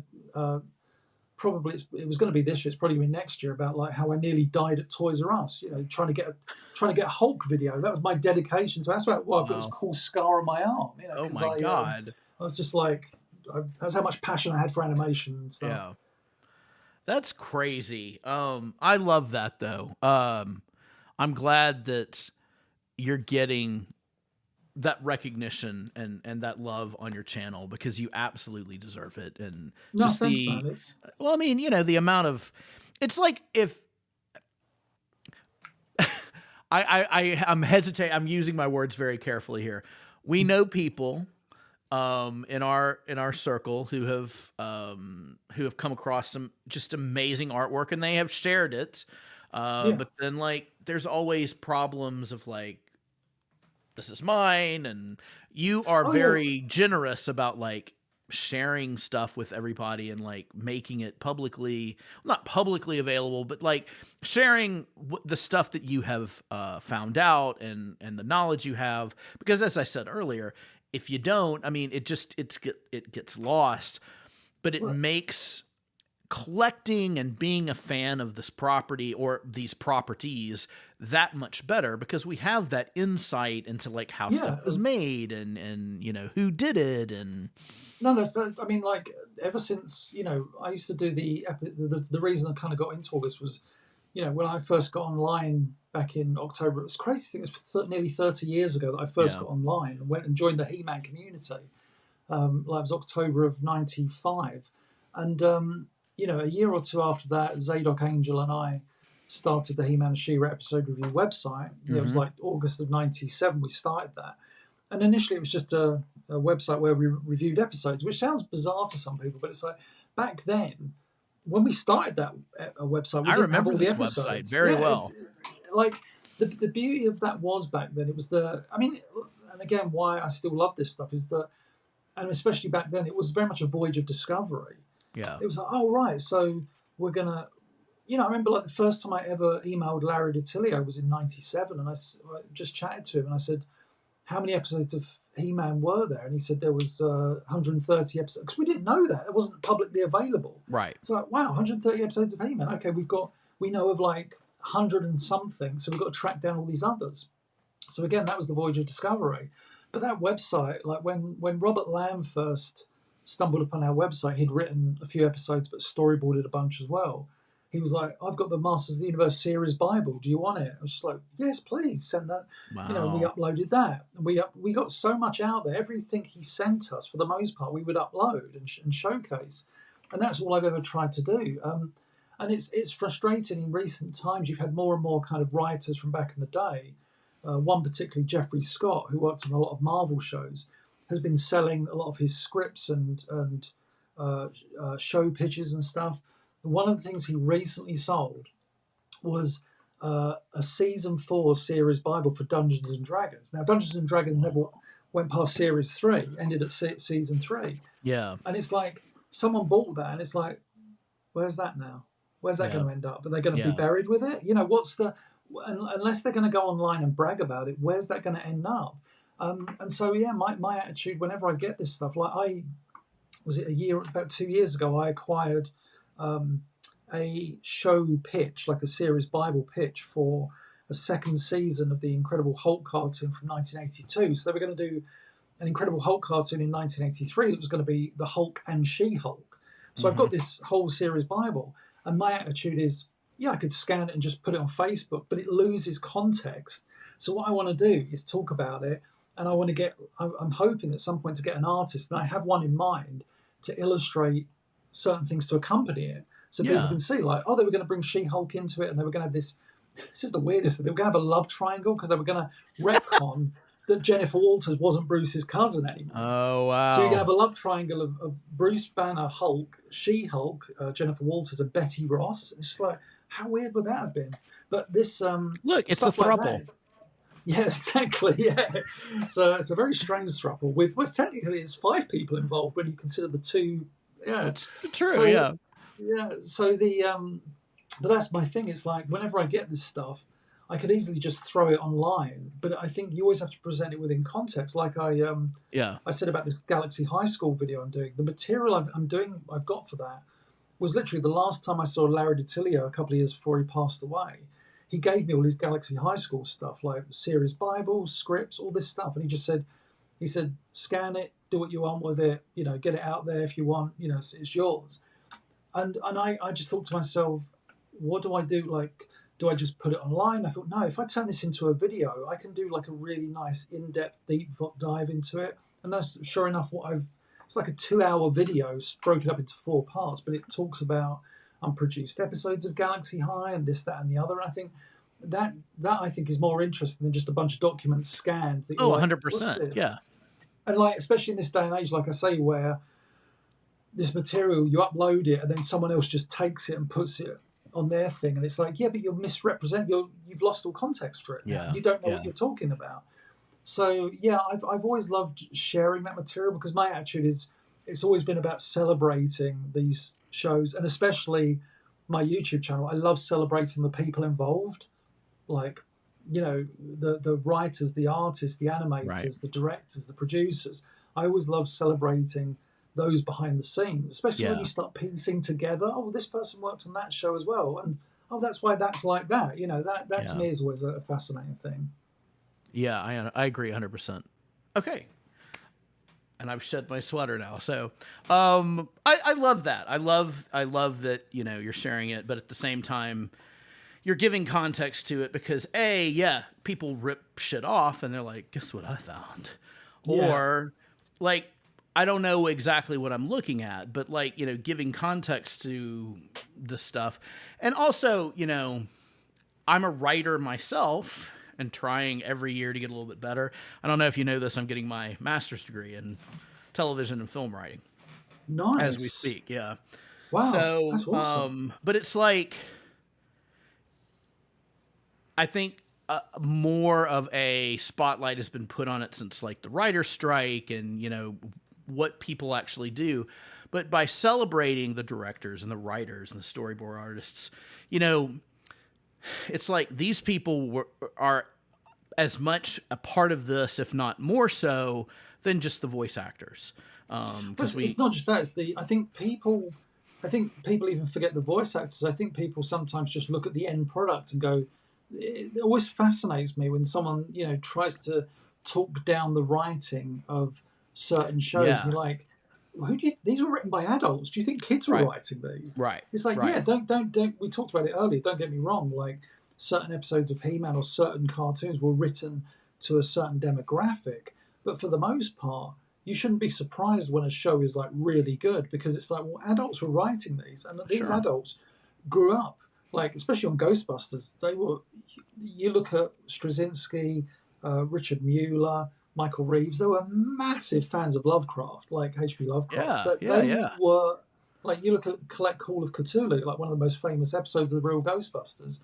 That's like Michael Reeves' love letter to the works of H.P. Lovecraft. You've got all these yeah, characters in it that are all Lovecraft's correspondence at the time, and it's yeah, everything is and it's stuff like that. Like as a kid, I'm watching that, just enjoying an episode of the Real Ghostbusters, and then the older you get, the more you realise who H.P. Lovecraft is. Or you look at something yeah, like Larry DiTillio's, I think one of his opuses is like the House of Chakotay two-parter. You look at that second part, and it's just like, oh, at the end of the episode or throughout the second act, Chakotay's trying to raise this creature with tentacles and stuff from this black pool of yep, evil, and it's like, oh yeah, I was doing an H.P. Lovecraft episode. And it's just like yeah, it's crazy. And someone messaged or said to me on YouTube a day or two ago, which I only responded to tonight, and said, "Why are cartoons these days lacking?" And I said it's difficult. I said, but I think for the most part is you look at who was working on these shows back then, and more importantly, who their influences were. yeah, And you're looking at some of the greatest, if you're in the 1980s and you're working on, Dungeons and Dragons or Ghostbusters or He-Man, and you're thinking, you're writing within this world, but you've got all these influences, and you've got the influences of like Lovecraft, as we said, some of the greatest fantasy writers and science fiction writers, films like inspirational, like the works of Ray Harryhausen and stuff like that. yeah, All this wonderful, like comic books, like arguably some of the best Marvel melodramatic, even Stan Lee scripted stories of like Thor and Captain America and Fantastic Four that influenced everybody entering the world of 1980s cartoons and comic books, going 20 years earlier, 30, mm, 40, 50 years earlier, we had all of this. This is what's inspiring us. I think the problem is with the next generation is that oddly, I think their inspiration is this is going to sound like old man shouting at cloud, but I think a lot of their inspiration doesn't come from what came before. I think it's yeah, all quite closed off, yeah, unfortunately. And sometimes there's nothing wrong with that because sometimes it's like, well, maybe out of that can be born some wonderful creativity that's completely original. But it's like, right. don't be scared of going back and look at what came before because No, 100%. And it's like the one thing I've had to kind of make my peace with as somebody that creates stuff, and I'm sure you're the same way. There is nothing new. There just isn't. no, yeah, And it's like taking inspiration from things. You see people do it all of the time. And I mean, talking about H.P. Lovecraft and putting that stuff into that's the perfect example. yeah. So as a writer, I've been like, especially someone that loves horror and wanting to write horror, I look at Arthur Conan Doyle because I loved Sherlock Holmes, and I'm looking at Bram Stoker and Mary Shelley and those people that those stories resonated with me like on a DNA level. Yeah, And like we're not copying them, we're not plagiarizing them, but taking inspiration from that stuff is absolutely something I do all the time. But I think like it's inevitable that you take inspiration, because otherwise you wouldn't appreciate those things in the first place. Right. You can't say, well, I'm going to write something.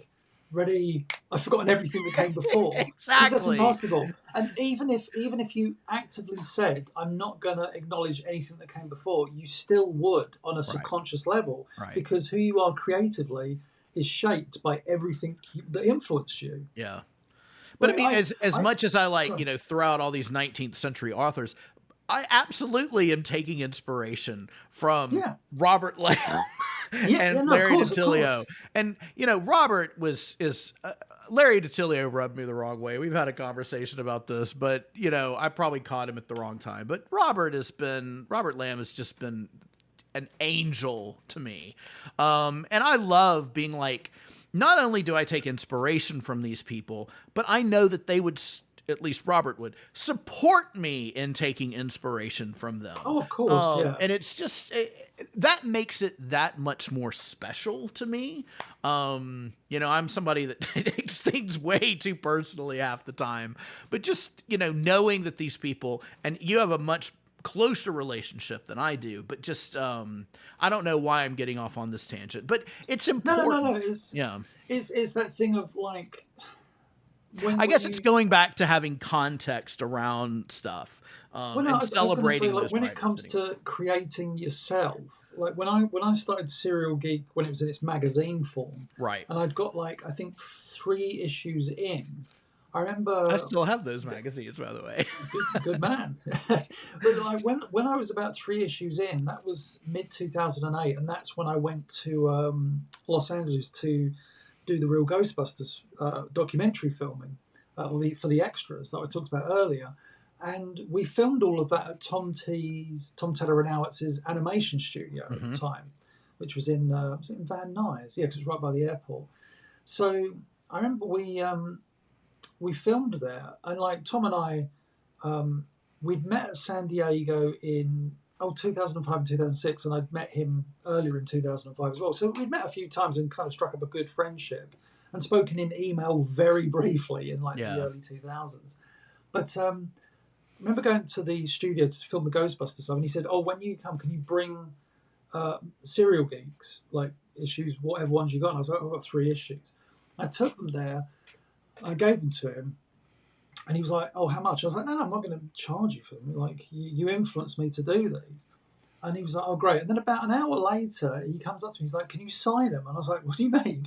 He's like, "Can you sign these magazines for me?" And I was like, "Okay." And I was just like, "That's crazy!" Like that someone whose work I admired asked me to. But that's happened a few times. Like, at conventions, I've signed stuff for my lovely fellow fans and stuff who appreciate what I've done, but to sign, I signed stuff for Robert Lamb, I signed stuff for Larry DiTillio, Michael Swanigan, who's no longer with us as well. And it's like, my goodness, that's an amazing. It's definitely like one, like a badge of honor is the best way to put it. Yeah. It's when someone whose work you've admired creatively turns around and says, "Oh, I appreciate what you did. Thank you." And especially, I think it was Tom not recently, maybe a couple of years back, said that he loves or appreciates the fact that I celebrate this stuff. Yeah. And it's like, he goes, I see that all the work you put into celebrating it. That's what I really appreciate about what you do.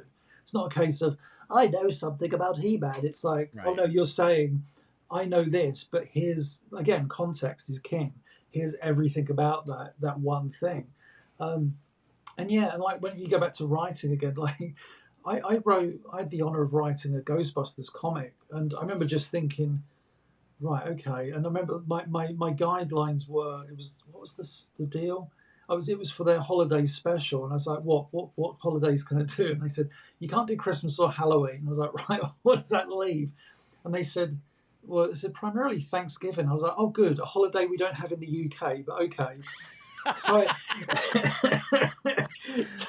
I wrote a Thanksgiving Ghostbusters story. I think it was only like a 7-page strip, but I was so like how that came about as well. Like, you want to talk about influences again?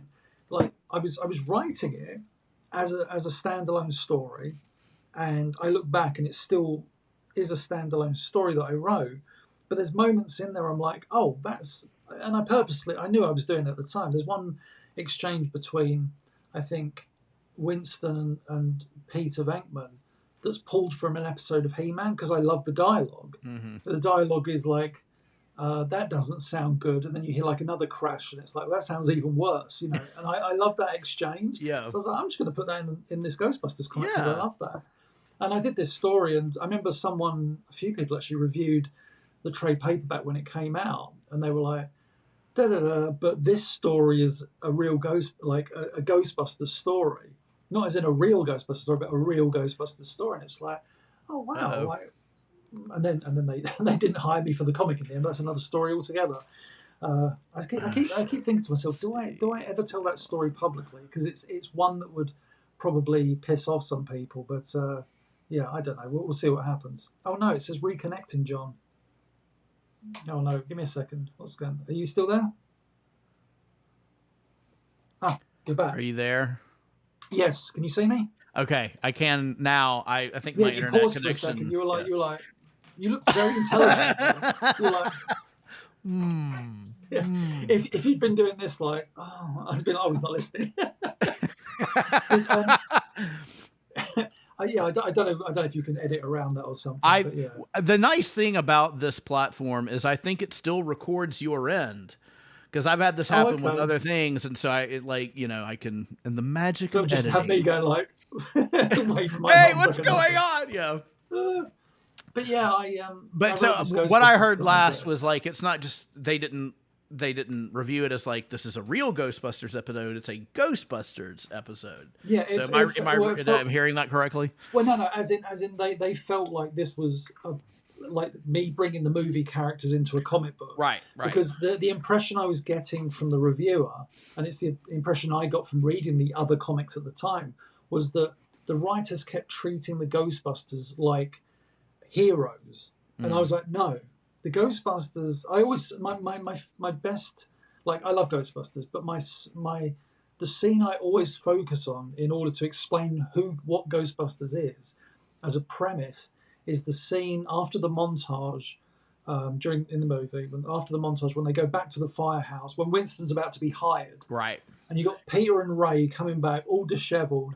Ray, who scenes earlier was like, yeah, all excited. And they look like, oh, Christ. Yeah. Because now it's a job. Yeah. Now it's not fun anymore.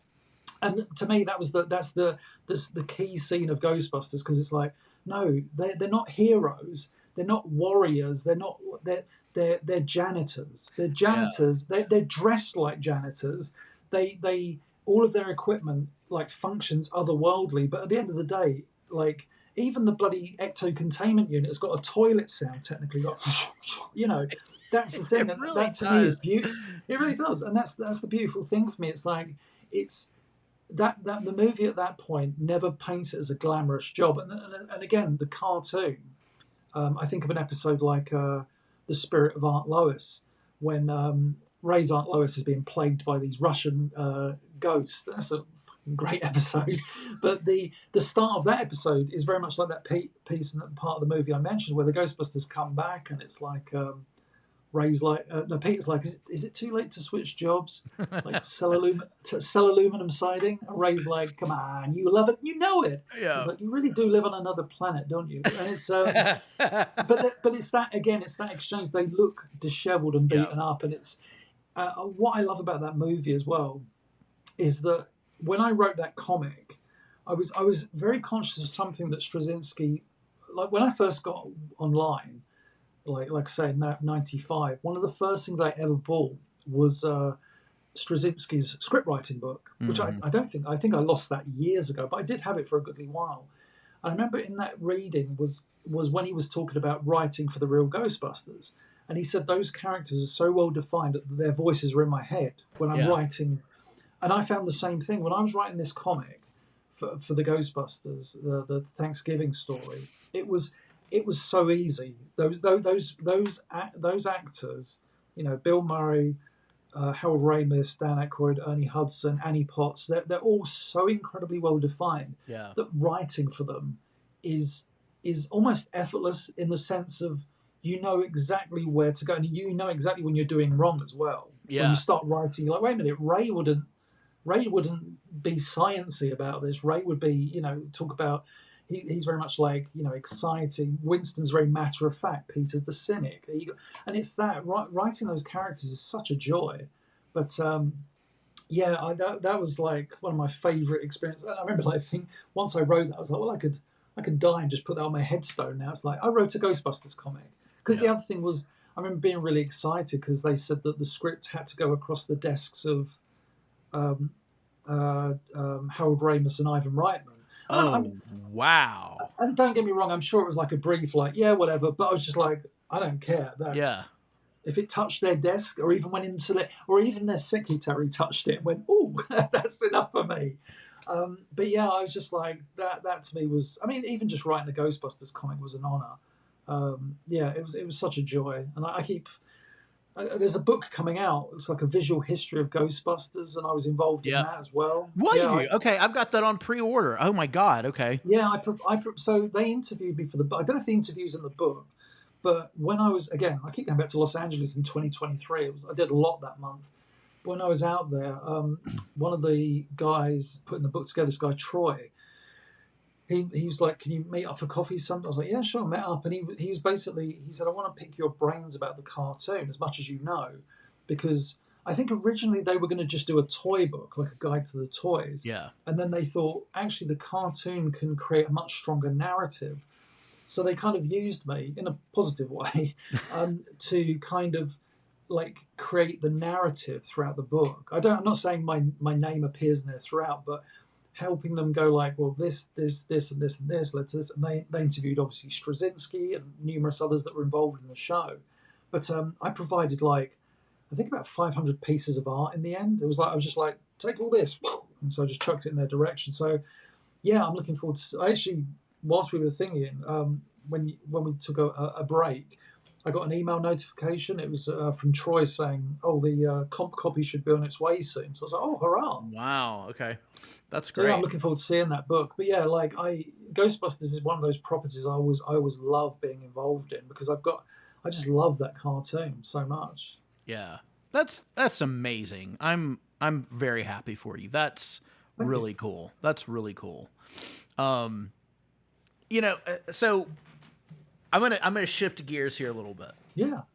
So growing up in the UK and being in England around stuff that is just culturally in our lexicon, were you influenced by any of the? So a lot of horror has come out of the UK, a lot of folk horror especially. So growing up, or even as an adult, were you ever influenced by any of these folk horror stories, or especially you live on the coast, anything that like kind of came out of that? Or and if they had, I can't tell you how many guests. Like I had Zach Hoffman, who was Zartan. I had him on the show the other day, and I was like, he's like, well, you put me on the spot, so I don't want to. I don't want to see that necessarily, but like, he grew up with Horror Host, and I think Horror Host is definitely an American thing. I don't know that you have. Yeah, I was going to say not. I mean, we've had it over. I would say Horror Hosts have been more prevalent over here in like the last. Obviously you guys had like Elvira and stuff like that. Right. We didn't have that in the UK, so we never had those Horror Hosts. Also, bear in mind, when I was growing up, we had 3.5 channels. So well, so did we, but Oh, did you? Oh, right. Oh, yeah, 100%. America of having like cable from the 70s. Well, no, when I got into like, I guess I was 10 maybe, or we did get cable, but like, that was in one room. So like the rest of the house, we had 3 channels. So I mean, our parents got the cable, we got the drudges. So yeah, that's same my situation as well. Yeah, but like talking, kind of going back, like I've been highly influenced by a lot of, especially like the folk horror coming out of Cornwall, and weird stories. I remember as a kid going to. I think you and I may have even talked about it. Coastal town, Dracula related. Probably. Oh, Whitby. Yeah, I've been to Whitby. I went to Whitby on a school trip in '87, I think it was. I remember that, like, we went to so give me some of the horror backstory of Whitby. You'll know. So Whitby, so Bram Stoker wrote part of Dracula while he was in Whitby, and a lot of the early part of the novel, Dracula's ship, the Demeter, crashes on the shores of Whitby, which a ship actually did crash. Yeah. Yeah. So he took influence from a real life story. So I remember being in Whitby, and there was like this, I guess, Dracula exhibit or something. Mm-hmm. It's very vague, but I remember I remember being scared because you had to peer through this this room, and it was like peer through this little square dark thing, and you looked in there, and it just flashed up with Dracula, like, blah. So that's what I remember about that. But yeah, isn't that funny? It's like I think you and I have talked about it before, but it's just like, to me, I think of Dracula. I'm thinking like castles in like the traditional. Right. I'm not thinking of Whitby. So, but at the same time, I do remember seeing that Dracula thing in Whitby and thinking, oh, just So it's fascinating to hear that. But I can't remember the guy's name, unfortunately. But there is this guy, and he's got a YouTube channel, and he'll go do walking tours around London about this is the locations of Dracula. This is the locations of Jack the Ripper. Sherlock Holmes. All these different things. He's like, this is actually where they're talking about. There's a restaurant that Van Helsing and Jack Seward go to before they go kill Lucy. All right. And they're like, this is where that was. It's, it's not there anymore, but they've kept the name or something. Yeah. But I love, it's like being able to put your hands on, that's the mansion they're talking about. This is the location. Oh yeah. I mean, it just makes America seem so blah. But talking about horror is funny, because I grew up convinced that I wasn't a big fan of horror. I was never a fan of Nightmare on Elm Street, right? Or the kind of that more kind of horror gore. And yet my favorite film, when you get into the slasher type stuff, yeah. But my favorite film of all time is Ghostbusters. Which is a horror comedy. But I always say to people, it's like, Ghostbusters is a horror first. People forget it's don't get me wrong, it's got comedy out the wazoo, but it's a horror first. I said that's the thing that I believe, my personal opinion, the 2016 movie got wrong with the all-female cast, where I looked at that, I was so excited when I saw that cast. I was like, Melissa McCarthy, this sounds awesome. They didn't make a horror comedy, they made a comedy horror. Right. And unfortunately, I think that the biggest problem as well with that film is, and I get it in this day and age, they relied so much on CGI. The beauty of the 1980s one is that mix of so much of the 1980s, even Jurassic Park is 92, 93. That mix of practical and CGI is what you should always be aiming for. Yeah. And I think that's what a lot of those kind of earlier MCU movies were very good at, is mixing that level of realism, the CGI and the practical things. It's when they kind of go really into the CG, it's just you kind of lost me. And I think that's one of the reasons why Afterlife was so good, is that Jason Reitman, used those practical effects and loved it. It was, I agree 100%. And I mean, I'm probably one of the few people that actually liked the 2016 Ghostbusters. I'm such a Saturday Night Live nerd, but I mean that's the love I have for the original Ghostbusters too. Because I mean, I grew up watching. This is showing my age so bad. I love Dan Aykroyd and Bill Murray, and watching them on Saturday Night Live, and it was just kind of a progression of that. And I can appreciate, and I mean, I trained.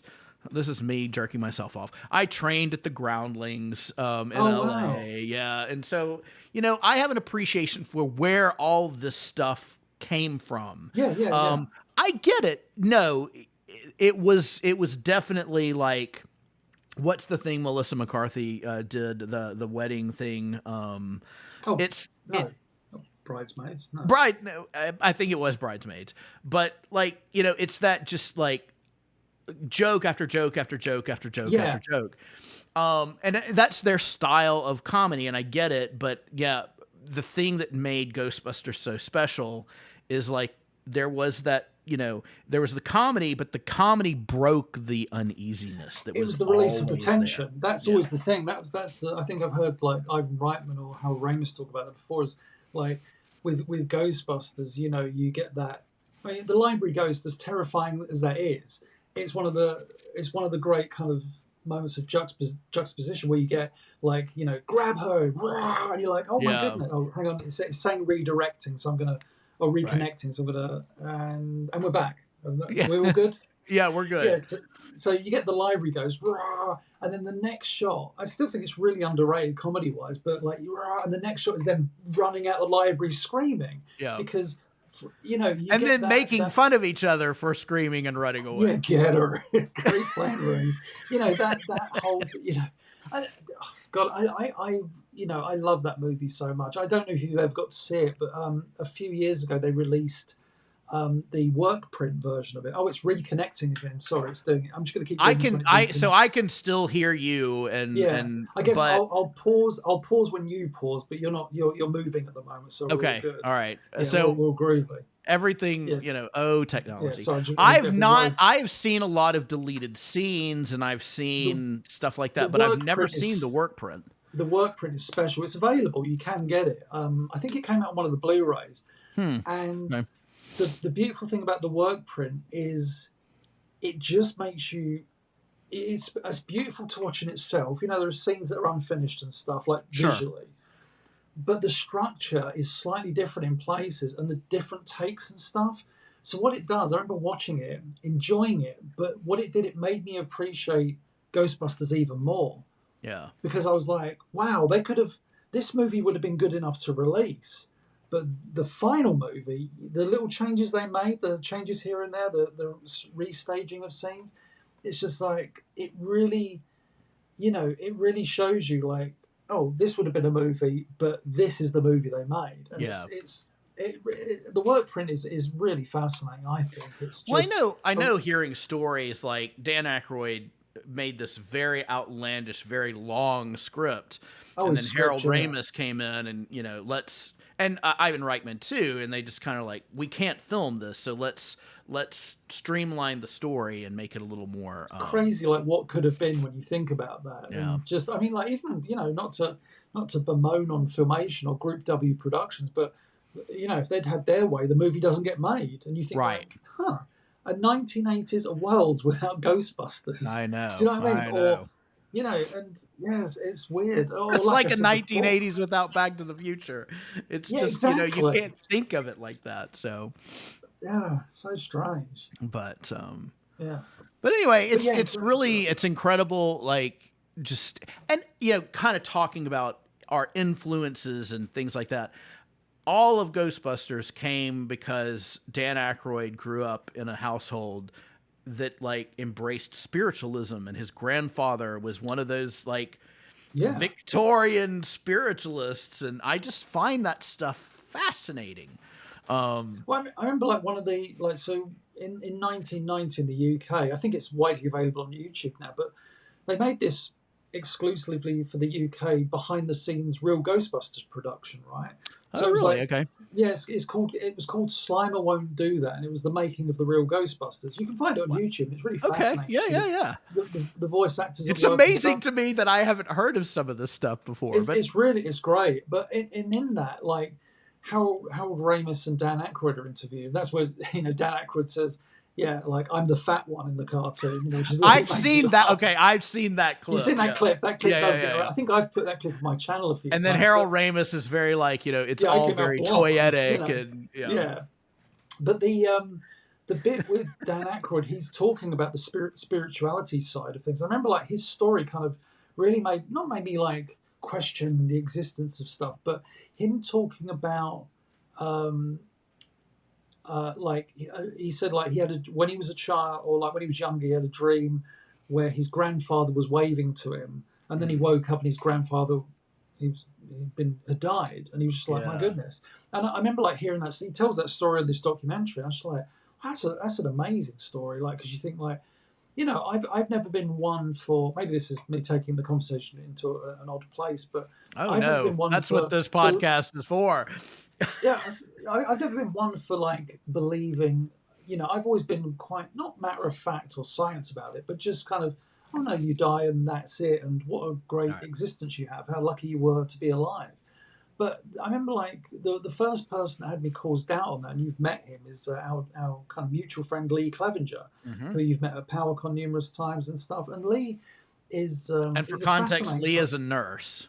Lee is a nurse, yeah, and but he's also like in terms of the world of geekdom, he was like he visited Filmation in like 1989 as they were closing down, Yeah. which he went. He became friends with Lou Scheimer. Yeah. So Lee is he's got some when you see that picture of John Irwin, John Lee is the Irwin. one that took that picture. So, Well, no, he's in the picture. It was I can't remember who took it, but yeah, Lee's next oh, to okay. John Irwin in the photo. Okay. I think I've seen cropped versions of it then. You might Anyway, have seen the cropped okay. version, yeah. Go But yeah, ahead. like in the full picture, it's Lee and John. Like Lee's got his arm around him, and yeah. So Lee's like, without Lee, it's again someone who helped cultivate this kind of love of animation on the behind the scenes stuff. Because Lee was able to get me in the warehouse, the Filmation Yeah. warehouse back in the day, and that was like, oh my goodness. But my point about Lee is that he's very kind of matter of fact, and I've never. He's just, this may sound weird to anybody else listening, but he's never struck me as someone that could lie in the sense of Right. he's just very matter of fact. He's very honest, and not in that kind of dickish way of like, oh, I'm just honest, so I can say Right. it as it is. It's just like, no, he's honest. He'll be genuine. He'll give genuine love, and he'll give genuine criticism without being a dick about it. But he's the only person I've heard talk about like a ghostly experience, spiritual experience, whom I've actually believed wholeheartedly. Yeah. Like him and his brother Jim and their friend. This was like, I think in the 90s, they were walking across this park late at night, and they saw this. And I remember like when he describes it, when he describes it, it's kind of, it makes you laugh because of the absurdity, but of like, I believe that you saw this, and Lee's not someone who does drugs or anything like that. But they walk across this park like late at night, and I think they're walking towards. And Jim was, I think Lee's brother Jim was like, "What's that over there in like the distance?" And it was like they saw this like figure, but like with like really long arms. And they're like, "Oh, that's strange," and like kind of went, "Is it coming towards us?" And it was like slowly, but like with long arms, slowly moving. They were like, "Should we?" And they said they were probably about 50 to 75 feet away from like the main road. This was late at night, so pretty dimly lit. Right. So they were like, let's start walking. So they start walking and running. And Lee said he looks behind him. He said this figure, whatever it was like advancing on them. But like for every few feet they made, it gained very quickly. Yeah. To the point where like Lee was running. And this is the bit that always like terrified me. Lee said he was running. And he just like looked to his right, and there was just like a kind of a face like just screaming. And I was just like, Oh my right. God. And Lee said they got to the road and turned and it was gone. And I was just like, but the thing is, like Lee is, don't get me wrong, Lee is great at kind of remembering and kind of telling anecdotes. But he's the one person that would tell me that story, and I'd be like, yeah, I believe that happened, Yeah. 100%. Yeah. Yeah. And Yeah. And Lee's the other person as well who's kind of like always, you know, again, I'm not someone that believes in like the afterlife to that extent, but I believe in what Lee says, which is all about energies and stuff like that. It's like, yeah, I believe in that kind of stuff. I believe in, because I think it's been proven, hasn't it, with like going back to Ghostbusters. Ghostbusters has a foundation of reality in it. Yeah. This stuff doesn't just come out of thin air. It's not Right. like I've got an idea. It's all based to a degree on science. That's Yeah. what I find fascinating about it. And I think Yeah. that's why, you don't have to suspend too much disbelief when you're looking into this stuff and just be like, oh, that's, maybe we can't see certain things, and maybe, it doesn't help over the years that people have exploited that of like, Right. TV series in the UK. Like there was this TV series called Most Haunted, and I mean, I've seen the show. I had to work on the DVDs for that. When I was working in the DVD Have industry, you I had to work. Okay, when we're off camera, there's some things I need to talk to you about. So just Okay, yeah, put a pin in that.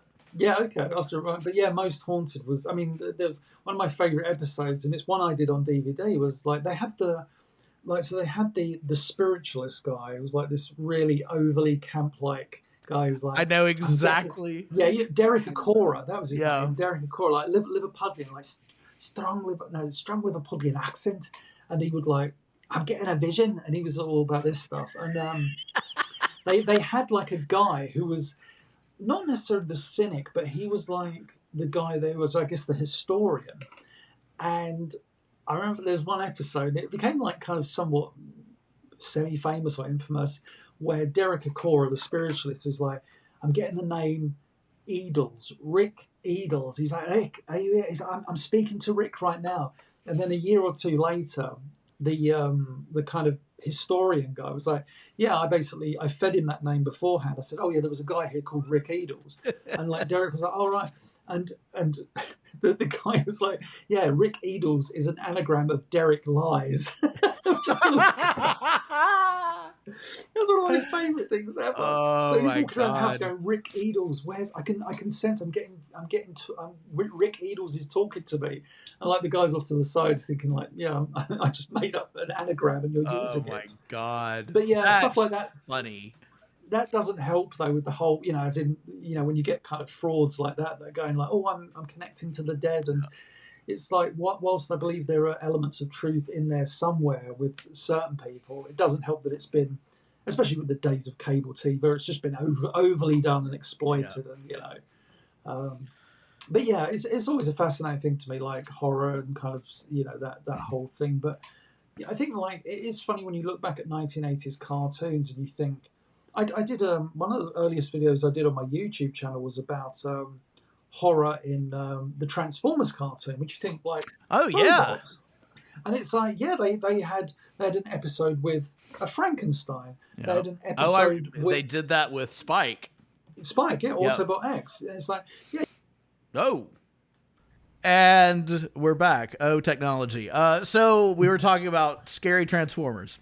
Yeah, so like it's quite funny when you look at horror in 1980s cartoons and you think, oh, was it that prevalent? And then you start really looking at it. It's like, oh yeah, Transformers had horror episodes like Dark Awakening. I still think is one of the scariest episodes of Transformers. It's Optimus Prime comes back from the dead, right? And he's a tortured soul, and it's like really grim, and he's all like beaten up, and he looks it's a really horrific visual, I think. Yeah. I think that's more traumatic than watching him die in the first place. Yeah, no, I completely agree.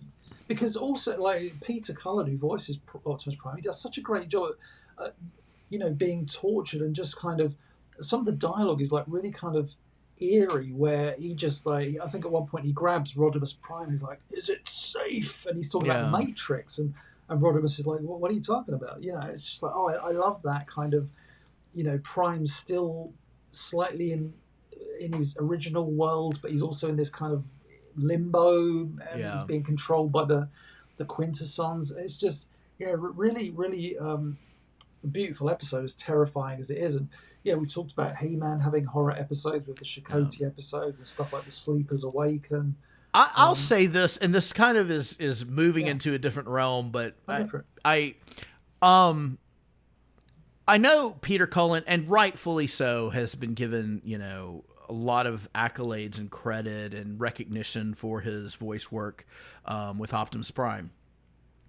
I hope Frank Welker has also been given credit, because his voice work has been amazing. I mean, of course he did Megatron, but like he did Ray in the Real Ghostbusters, and he did a lot of the villains. He was Spike or Stripe in Gremlins.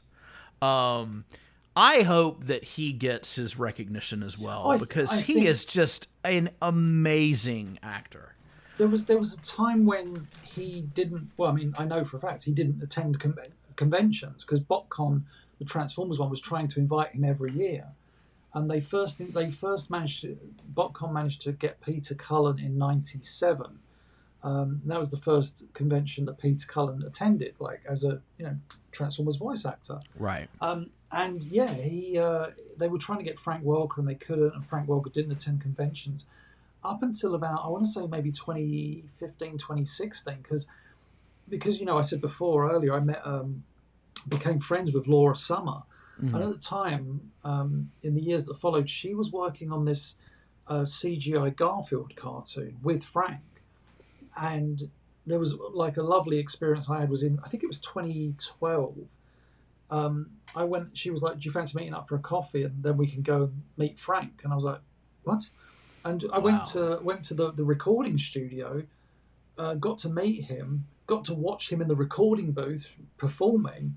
And it was just like, wow, and like just chat. He was such a lovely guy, and just chatting to him, and yeah, an amazing experience. But yeah, I think the more he's done conventions now, the more the more he's realised the impact he's made. Because when you think about it, I mean, he's been voice acting longer than we've been alive, right? Which is nuts. He was freaking Fred in Scooby Doo. I think he was Scooby Doo as well, wasn't he? Late 1960s or like mid 1960s Scooby Doo, and you look at that.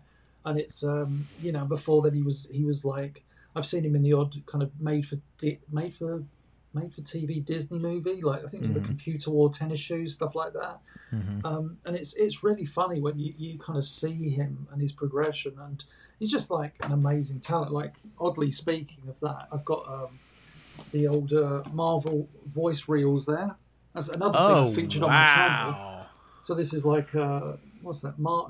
In reverse, but it's Marvel Productions, Spider-Man. Which one? Yes.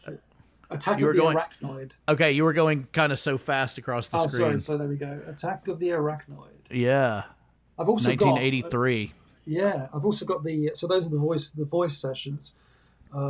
The guys that own the Transformers ones share those with me, and I've got Spider-Man and Dungeons and Dragons voice sessions. Wow. One of the voice sessions I've got is applicable to kind of your passion. Is the episode The Transylvania Connection, which was the Bride of Dracula. Yeah. So yeah, that's what I think it was originally called. Yeah, it was originally called the Transylvania Connection. They changed it to the Bride of Dracula. I've got the voice recording session for that as well, and it's like, again, with those, like stumbling upon those, and then again, I could just upload them to YouTube. But I thought, no, I'm gonna present them with the people talking, the tapes, and the matching footage. And people have like the amount of praise I've got for doing that, rather than just uploading the voice things and just being like, there you go. It's like, here's an introduction, here's the visual, so you can see which actor's talking, because not everybody's going to be familiar with all the voices. And Frank's on those, and he's just like hilarious on all those sessions. He's so good. I uploaded one this past weekend from the Transformers episode Microbots, and that's the one where Frank Welker and Chris Latta, who's Starscream, are being drunk Decepticons, and it's so funny. It's just them just being like, oh, we're drunk, and it's a hoot. But yeah, again, it's just going back to what we were talking about earlier, celebrating those involved, and it's and Frank, I think, definitely gets his flowers these days, whereas before I think he just thought of himself like as an actor, a very talented guy, but these days I think he realizes, oh wow, I did impact generations. It's hysterical listening to these stories during, I can't remember which PowerCon it was, but when we're backstage in the green room, I got to talk to Skeletor. God damn it, Alan Oppenheimer.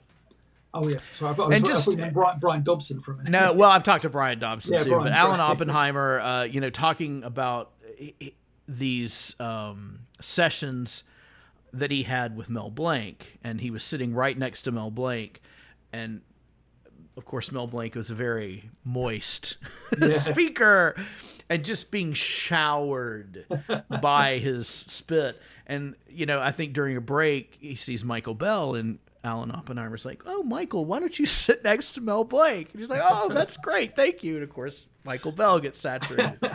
And then in talking to Zach Hoffman, he's like, during those G.I. Joe sessions, the minute like they're finished with their line and they introduce some new vehicle or new character, and like now on toy shelves everywhere. Yeah. So I just love hearing the stupidity and the fun they were having in the sessions. I mean, I take great joy off of all of that. So I can only imagine what's on those tapes. Well, the one that so I've been uploading a load of those voice sessions now on my channel. One of the ones uploaded was what was it? The girl Spidey meets the girl from tomorrow, but it was originally called Time Trip to Always. Yeah. And in that episode, Michael Bell's in it. But also in that session, Michael Bell's eventual wife is in that session, right? Oh wow, yeah. Victoria Carroll. Yep. I believe is the name. So she's in that session. However, in the actual episode, they redid all of her dialogue because they felt that we assume, they felt that her voice was kind of too old. It wasn't that old, but like older for the character they wanted this young character to be. Right. So they had another actress, Christina Cavadini, come in and do the basically pickups for the entire session of her thing. So it's like what I uploaded and featured is like kind of very, like it's a very kind of rare thing because apparently Michael, like I heard later that it's quite funny because Dan Gilvezan messaged me, the voice of Bumblebee and Spider-Man in Spider-Man: His Amazing Friends. And he messaged. I just got a friend request from Dan Gilvezan. I was like, oh my god, like that's crazy. I mean, I know people like add him on Facebook all the time. I was like, he's reaching out to me. What can I do for him? And he said like these voice sessions and how you're putting them up is amazing. He's like, thank you for featuring this. He goes, I know. He said Michael Bell sent me the link, and I was like, well, Michael Bell's seen them. Dan Gilvezan's seen them. Apparently, I've heard from a friend of Kathy Garver's, the voice of Firestar, she's seen them, and Frank Welker's seen them. So it's like, wow. One of the other ones was, what's his name? Bob. I forget his name. He was one of the voice actors in this episode of Spider-Man, and he's now like, I think he's like a representative for like a guild or something. And that he said that was his first ever voice session, and he commented on the YouTube video. He goes, that's amazing to hear. He goes, that's my first ever gig in animation. Oh, and that's incredible. It's stuff like that. And again, like I could have just uploaded that to YouTube without anything. Right. But I featured, I was like, this is who's in it. And then whilst they're talking, this is who's talking, this is who's not talking, Yeah. And it's like, here's the voice director directing. And doing that really, I think, gives it, again, like we said earlier, and we've said numerous times, context is such an important thing. Without it, someone could stumble upon these and go like, well, some people doing Transformers voices. It's like, no, this is a piece of history. Yeah. Really kind of cementing that fact. I love that you have become friends with some of these guys because any interactions I've had with them professionally has been just lovely. I took a workshop with Michael Bell a few years ago, and he's just such the kindest, like most supportive person, and it's just lovely. I wish I had stuck it out a little bit more in LA, but financially it was just not feasible. But it's just amazing people. Cool. I love the voice acting world. Anyway, excuse me. But I think it's great that you're doing that, and I know that like I'm glad that you're getting some appreciation for like I'm sure stirring up very good memories for a lot of these guys. Oh yeah, definitely. Especially like those Transformers sessions, I think have really hit some of those voice actors as like the great thing about the thing I'm most proud of with regards to those Transformer sessions is that like the voice director Wally Burr, who was the voice director for the sessions, has often over the years gotten a bit of a rap of like from and I get it, when you're doing a job and you're a voice actor, the last thing you want to do is be directed into oblivion of just like, yes, I'm going to say it as you. But when people have gone back and listened to these sessions for the first time, or sorry, listening to these sessions for the first time, they're like, wow, he wasn't directing them because he was trying to control them, which I think was the narrative going on before. But you hear him directing, it's like, no, he, as a voice director, he had a clear vision in his head of what every line of dialogue for this episode. Yep. And you listen to Wally Burr directing, and it's amazing because I think like in the hands of maybe other voice directors, maybe they would have just gone like, yeah, fine, whatever. It's just a kid's cartoon. Right. But like, you know, having Chris Latta as Starscream do like, and it's Chris Latta is such an interesting one because in the earlier sessions of him as Starscream, you can hear him not quite getting the voice, and he's low battery. Mate. I can still hear you though. Go ahead. Yes, right. And he's being directed by Wally Burr, and he's doing numerous takes over and over again. As Starscream, he's not quite getting it, and then you get a few episodes later, or like an episode like Heavy Metal War, which is much later in the first season, and he's almost like one take. He's doing it in one take because it's like that's what the voice director has done. He's made you both. It's like a mutual thing. You've both understood who Starscream is, how he should enunciate, where he should hit every point, the pace of his language.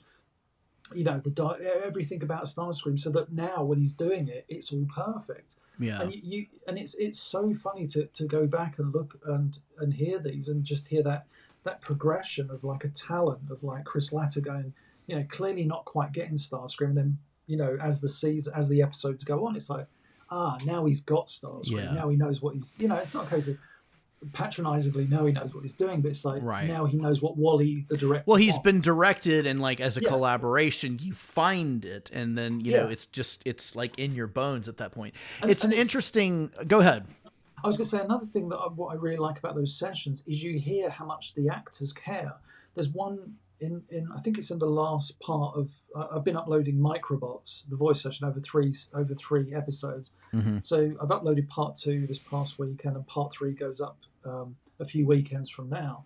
And in part 3, there's one bit near the end where Peter Cullen as Optimus Prime is delivering a line, and Wally kind of corrects him, but incorrectly. But it shows how much Peter Cullen cares, because Peter Cullen goes, no, he knows, you know, in the context of the conversation the characters have, he's like, no, Optimus Prime knows what the character is talking about. And Wally's like, oh, I guess you're right. So rather than just reading lines, it was like they were having conversations about, well, surely this is what he means. And it's that kind of thing of just like, it shows you that, yeah, these guys and girls, they gave a shit when they were doing this stuff. Yeah. It wasn't just walk. And again, it's frustrating. Like there was the longest time I always used to refer to people as voice actors. Ever since doing these sessions, I'm less and less. I just call them actors now. Sure. Because it's like, for the most part, you know that a lot of these people were stage trained, and not to. I don't want to cast a shadow over their work, but you know, people like Frank Welker wanted to be an actor, and then found that they had a wicked talent for vocal work, and was like, I could do this. And I think it's the same with a lot of these people. It's like, you know, I want to be in front of the camera, I want to be in a film, I want to be, and then it's like, you know how good your voice manipulation is. Like, oh, okay, well maybe that's something.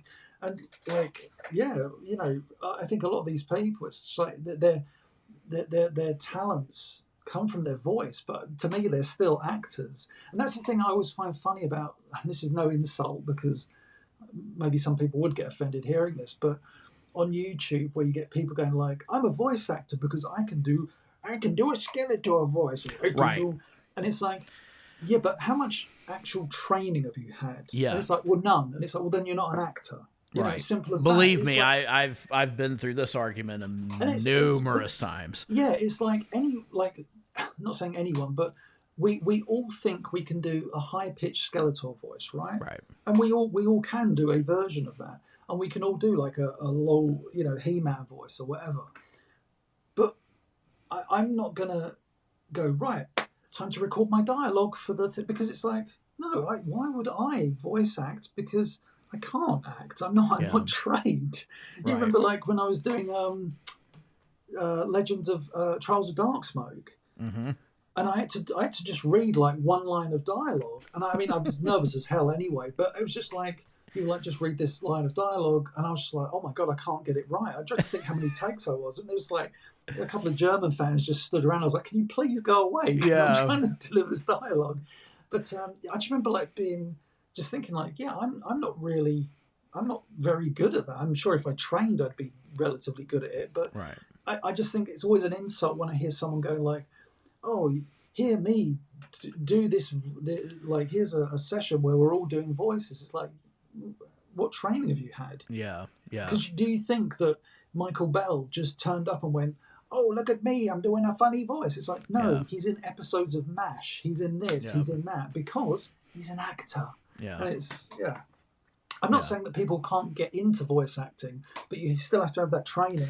But it's sometimes it's like going in the army. You have to strip away what you think you know. Yeah. And then, because it's like, you know, when I started training and doing this, you've got that mindset of like the shit that I grew up with. And they're like, let's strip all that away. Yeah. Because that's not what is commercially viable anymore. No. The way Wally Bird did it is not the way, you know, they do it now. So it's a completely different style. And that kind of goes back to context. I think it's great that, like, you know, there was a point I was going to make at some point, but it's like having that context in there. I know what it was. Some people have uploaded like the Thundercats sessions, and it's just like, and it's hysterical, but like when you frame like what they're doing and like that, I know what the other thing was. Like, if Wally Burr had that reputation of being, you know, a hard ass, I think some people, their context of what a voice session is in recording, they think of, God damn it, Orson Welles. Oh, yeah. And just breaking that poor technician down about the damn pee commercial. Yeah. I think that's what some people think, like, you know, being a hard ass is, and that is an anomaly. No. It is not like that at all. You know, I've heard stories of like when Orson Welles was in Transformers the movie, and they were all kind of like, I wonder how this is going to go. Yeah, exactly. But like, evidently he was lovely, and, you know, he was on oxygen and all these things because it was at the end of his life. Yeah, but, of course. You know, I think that, I guess my point of all of this is it's very important to have that context, and you doing that, I know everybody appreciates it, and you're honoring, the memory of Wally Burr by just being like, you know, it wasn't like that at all. So that's the thing. I wish like I'd got to like speak to the man. There were opportunities, but it's one of those things where you don't realize until it's too late. It's like, I could have attended conventions and met the man and but that's life, isn't it? How many times do we go through it and think, I wish I could have done that. I mean, I'm not someone that lives with any regrets. I've got no regrets whatsoever, because my attitude is always, if I'm in the now and I'm content, then every decision, right or wrong, has been for a reason, you know. Yeah. And so like it's one of those things that of course I wish I could have met Wally Burr, but by meeting him, maybe I wouldn't have had another opportunity to meet someone else, you know. The weird universal balance. Who knows how it works out? Yeah. But context is very big for me. It's like why. A lot of the stuff that I put online, it always has to have a context, whether that be personal or in the historic context of, you know, this is why this is like it is, this is who's there, this is who worked on it. Celebrating that stuff is kind of what I live for these days. Well, this goes without saying, but of course I will put in the link below a link to your channel, and make sure, go check out Serial Geek. It's just an amazing YouTube channel if you're a fan of 80s cartoons, or just if you are wanting to learn the voice acting, industry. You know, it's a great inside look into what all that is, and how animation worked, back in the day when everything was. So I'll also say I've got some beautiful cells that, I bought from you years ago from Masters of the Universe. And you just don't realize all this stuff is hand painted. No, it's ridiculous. And it's just gorgeous. And, you lay these pieces of film, for lack of a better word, on top of each other, and you create the layers of everything. And it's just, you don't realize like the talent and the art that went into this stuff. I mean, everything's computer done now, and there's an artistry to that too. Of course, but it's just like when you're holding a cell and you can see like the damn paint strokes in it, and it's just like somebody put their hand to this. It's It's that level of amazing. craftsmanship. Yeah, it's just kind of very, very amazing to behold. I remember like the first time I held an animation cell from He-Man, I was like, oh my god! I treated it like it was the Ark of the Covenant. I was just like, I mustn't, because in a way I still do. I still value all that animation art because it was just so incredibly eye-opening as well. Like you say, it's like you see the kind of artistry that goes into it, and it's so it's really fascinating. That's what I've always loved about what I do is just finding out more and more about how it all came to be, and just like I say, constantly celebrating it. Yeah. Years ago, you gave me, I think you and Lee collaborated, and I asked if I could have a scan of the Eternos Palace. Royal Palace, yeah. And so I printed that on canvas. Oh, nice. And it's like this, kind of panorama thing up here on top of my bookshelf with all my toys, and I love it. So the artwork that went into that stuff is amazing. Oh, it's phenomenal, man. Yeah. Thank you so much for being a guest on the show, and I love talking to you anyway, and I could go on for hours and hours, but you're welcome back anytime. Yeah, maybe come back and promote your book. I'll put a link to the Real Ghostbusters book as well. So. All right. Well, until next time, I'm John. Thank you, James, for being my guest, and we'll see you in the next episode.